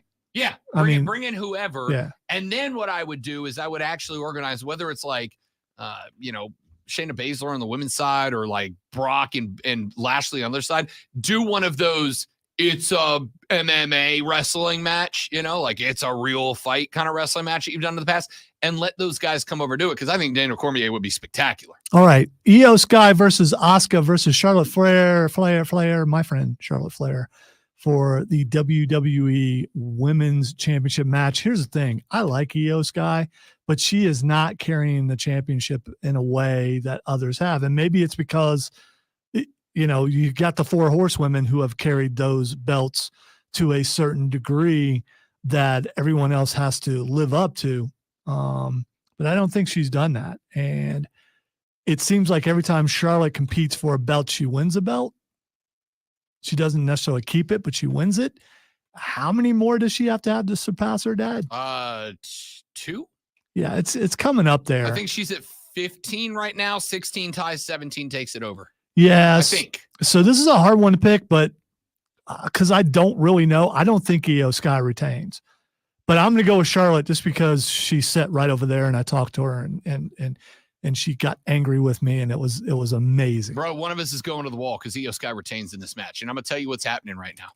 By the way, there are other people going to be picking Saturday, so there's no, I think I have some issues. Bailey comes out and interferes in a way. Nope. I am still a WWE fan, but if there is one entity about this organization I don't like, it's the Smarks. All right. I'm very gradually joining the MJF crew here, because I think what's happened is WWE has for so long based their product on the personalities and the writing that the wrestling's not really as important as I'd like it. Like I want good wrestling in my Yeah, wrestling but you also show. have Gunther, our friend Gunther, and you've got Correct. Chad Gable. I mean, you've Correct. got some guys who can really. Right, but we're not talking about them. I'm talking Okay, about the all women's right. division, where for so long it has been propped up by for almost its entire existence. It's who was prettiest in the bikini top, and now that they're switching over, dude, of these The three, pudding and mud and Right, it stuff was like gross. That. Yeah, now flipped over. you can't go two wrong with of- pudding. By the way, Two of the best wrestlers in the world are Io Sky and Asuka. They are are. two I agree. of the best performers in the ring in the world. And on top of that, everybody's keyed in on we are in this Charlotte Flair circle, or at one of the less important pay-per-views for no good reason. She shows up, she wins the belt, she carries it to one of the big four, she drops the belt, she disappears for 6 months, she comes back, she competes, she wins, she's carried, she drops. I think Charlotte's in this match to eat the pin so that you can keep Io Sky and Asuka going a little bit longer. And as long as those two are going at it, I'm watching Io Sky retains and Asuka and Charlotte get into it. All right, behind the ropes on the stream is saying Jade Cargill debut, which this I could can be see it. could be a way to do it, to start a feud with Charlotte. But at the same time, is she ready yet? Because she has to be acclimated into WWE's way of doing things. And she has said on podcasts and other things that she was not trained the way she thought she would be in AEW. And we know there's a WWE way. Whether you like them or not, they're going to get you ready for that kind of thing. And she has said she wasn't ready in AEW. And if she wasn't ready there, she's not ready in WWE. I hope they don't rush her out. I hope they don't rush her out to a feud that they can't get to work with right away. I'm going to partially If she disagree. if she comes out, she interrupts, and there's a thing, and then all she does is talk for like 3 months, then there's a problem. See, I'm going to partially disagree because I do think WWE is in a unique position because of what I just said, which is it is, to me, less about in-ring performance and more about character-driven stories. Jade Cargill to show up could absolutely go 2 or 3 months where she's in the performance center. She's training. She just flies out, does Raw. She has a couple of promo segments. Maybe she kicks Charlotte Flair in the face a couple of times, never gets into a match while she's then flying back to Orlando, getting ready, getting geared up. Not being ready in AEW is not the end of the world. I don't think it's not as bad as it's made out to be, because that is a company that has a lot of old school veterans in it. The Daniel Bryansons of the world, Bryan Danielsons of the world. I'll get that right eventually.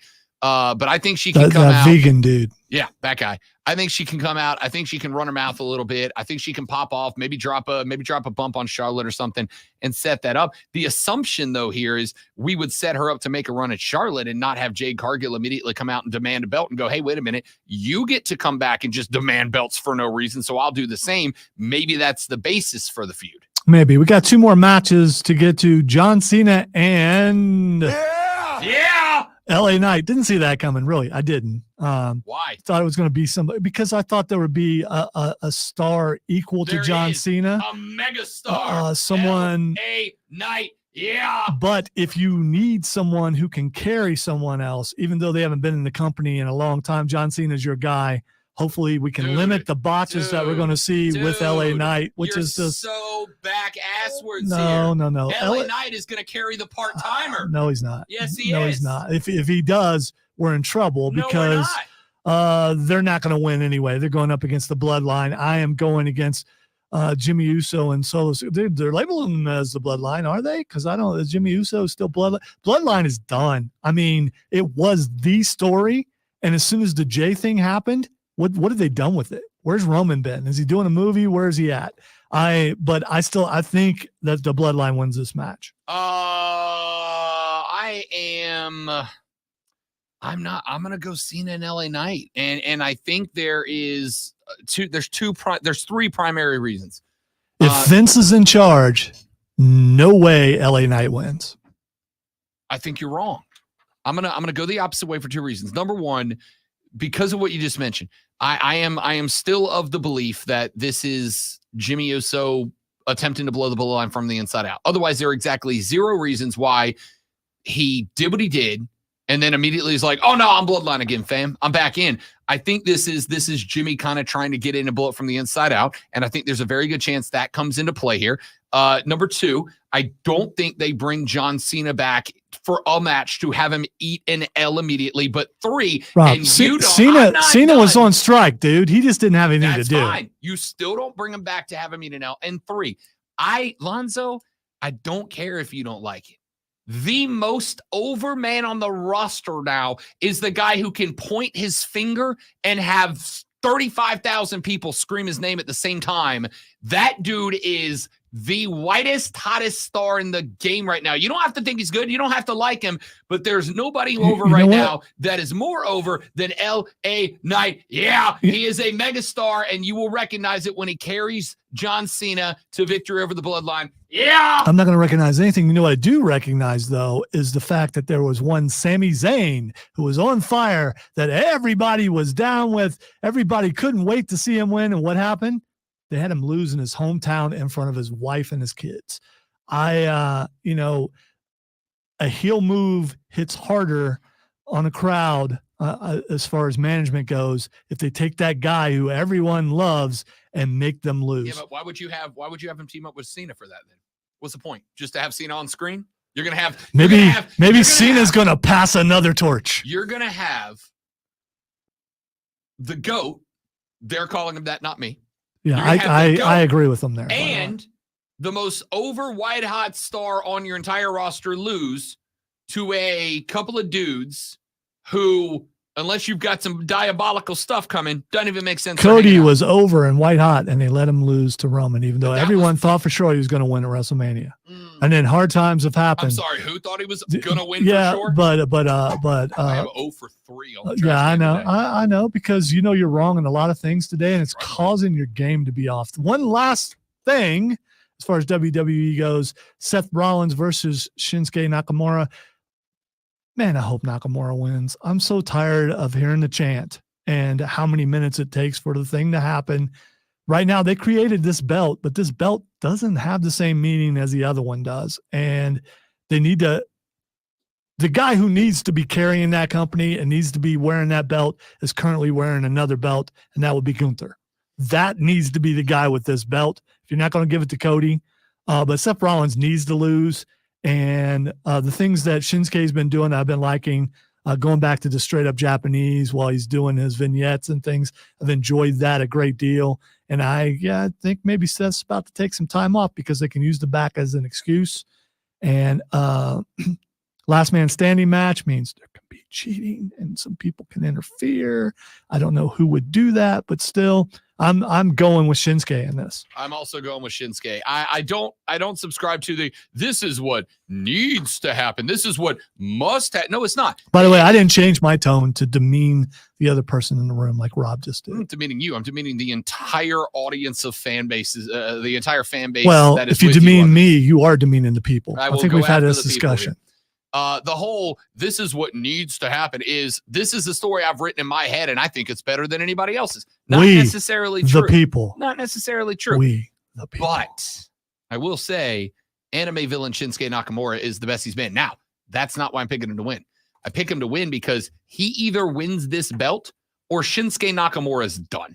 There's no point to getting on board with this cat anymore. If he loses this match, you might as well ship him back to New Japan or send him over to AEW where they'll turn him into a megastar, because this version of him is the best he has been since he got here, and he has not done anything since then. He's either gonna win it now or you might as well just go ahead and buy him a plane ticket to Jacksonville. I agree. All right, let's jump over to AEW. By the way, next week on Tuesday night, AEW and NXT go head to head. NXT has already announced that Paul Heyman, Cena, and Cody are all going to be on NXT because they're going to go head to head. That's going to be interesting. They don't believe people own a DVR, apparently. So, well, but the live numbers count. The live numbers matter. I get it. And the live numbers matter to advertisers. How many people just watch on stream and don't watch? Matter. Okay. The live numbers matter because if you're watching live, what can't you do? skip the commercials. And the commercials are what make the TV network the money. So even if it's a fraction of who's going to watch via the stream, whoever can go to the network and go, this many people watch live and it's more than watch them live, gets more money from the networks, because that means more people that can't skip commercials during an event. So that is why they are trotting out the big guns, because NXT has gone up against AEW in the past, and AEW has won head-to-head with NXT. They got to send all these guys down because they can't lose it again while all these TV contracts are in the All right, so we need to go to break, but as we do, I want to chant something. Adam Copeland, you know what that does? It doesn't work. It doesn't work. Chanting Adam Copeland, and Adam is already being used. Oh God, multiple people with the same name? No! Yeah, so that never happens in real life. Anyway, let me go say hey to Rob Jones over down the hall. There are several different people or different sites saying that they're going to give him a nickname of some sort that he's going to go with. You can't go with Iconoclast because you can't really chant that. I think he can just use his name because that's his name. How about he just goes with Sledge? They call him Blade. Oh, there's already a Blade. Can't do that. Yeah. The Butcher will probably be a Butcher and a Blade. As long as Christian's out there telling him to go bleep himself, I'm watching it every night. Every night. Back after this to wrap it up on the Rob Brown Show in the Fan Upstate.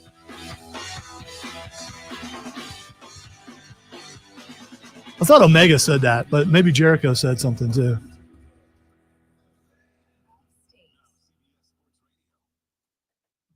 So we doing the thing or we're doing another thing? Let's do the other thing. Okay.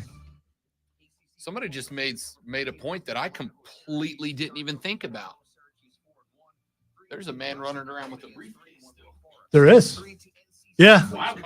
Yeah, but I mean, there's only one belt he could go after since the other one ain't wrestling.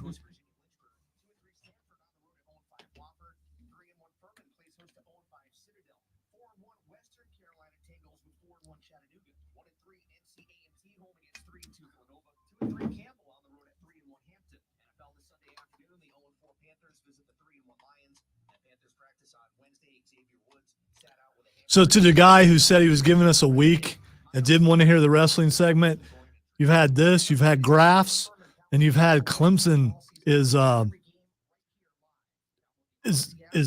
better team even though they lost. If you're still here, man, you're going to be here for life. That's all I'm saying.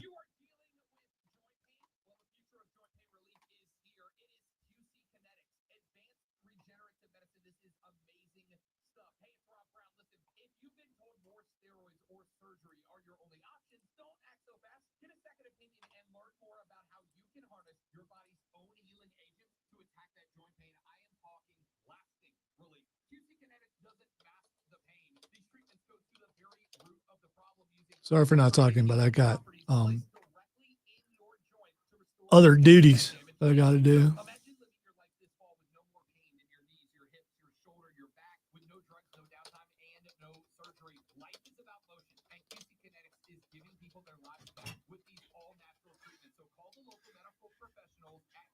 No, that's the wrong thing. What are you doing, Reitzel?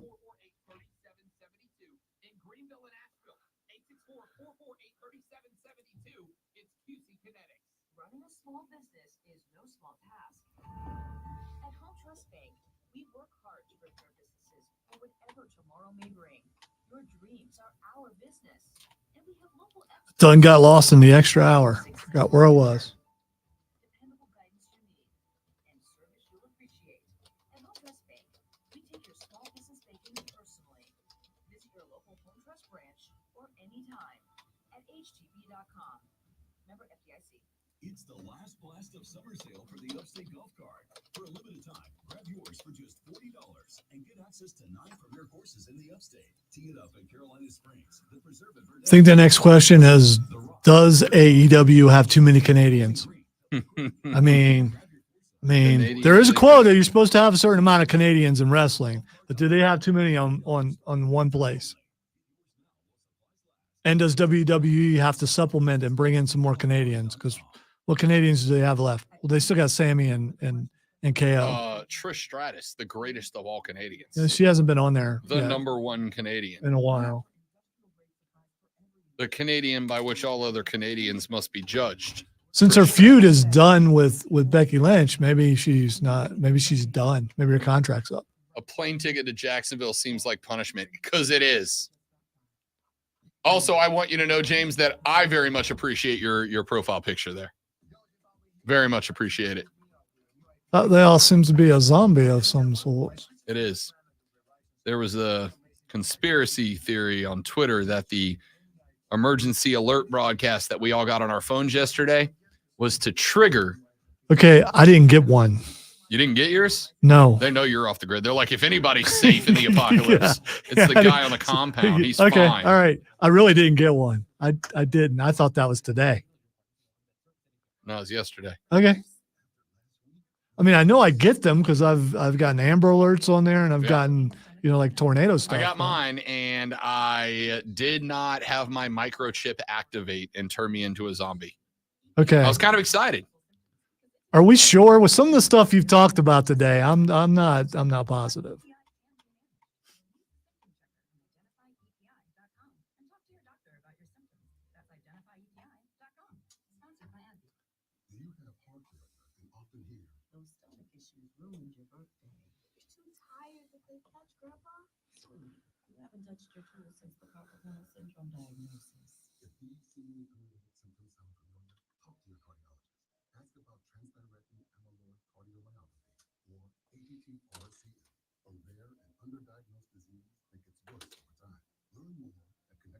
ESPN announced it has required the rights to Tiger Woods and Rory McIlroy's Tiger Golf League in a multi-year partnership.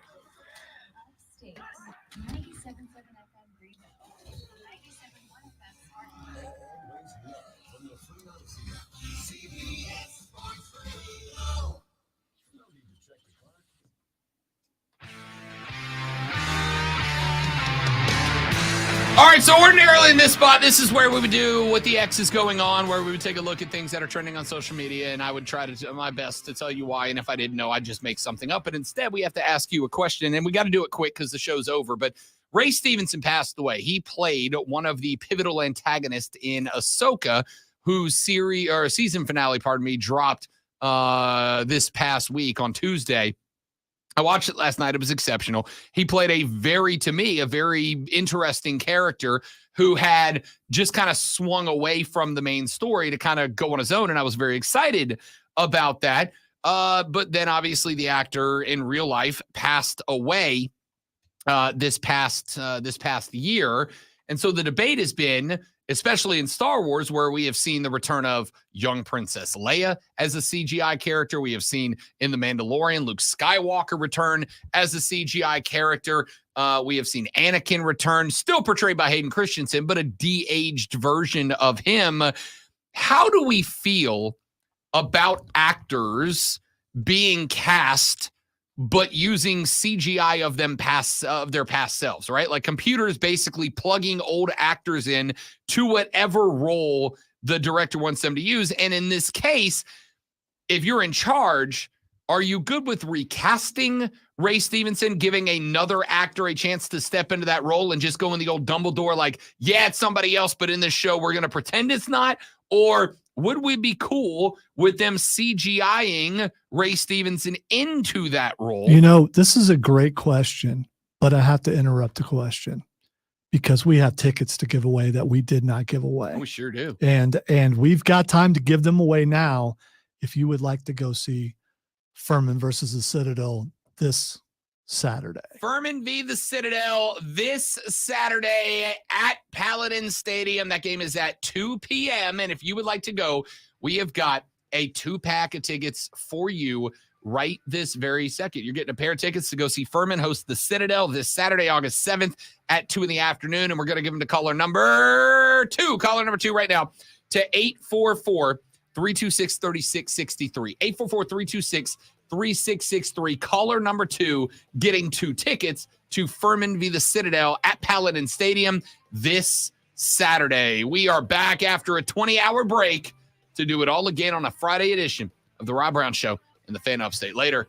Yeah. All right, dudes. Lonzo's got to take the phone and get some sensitive information, so we are going to call it a day. Thank you all so much for hanging out with us. Have a lovely rest of your Thursday. We'll see you back here tomorrow. Tell your friends about us. Goodbye.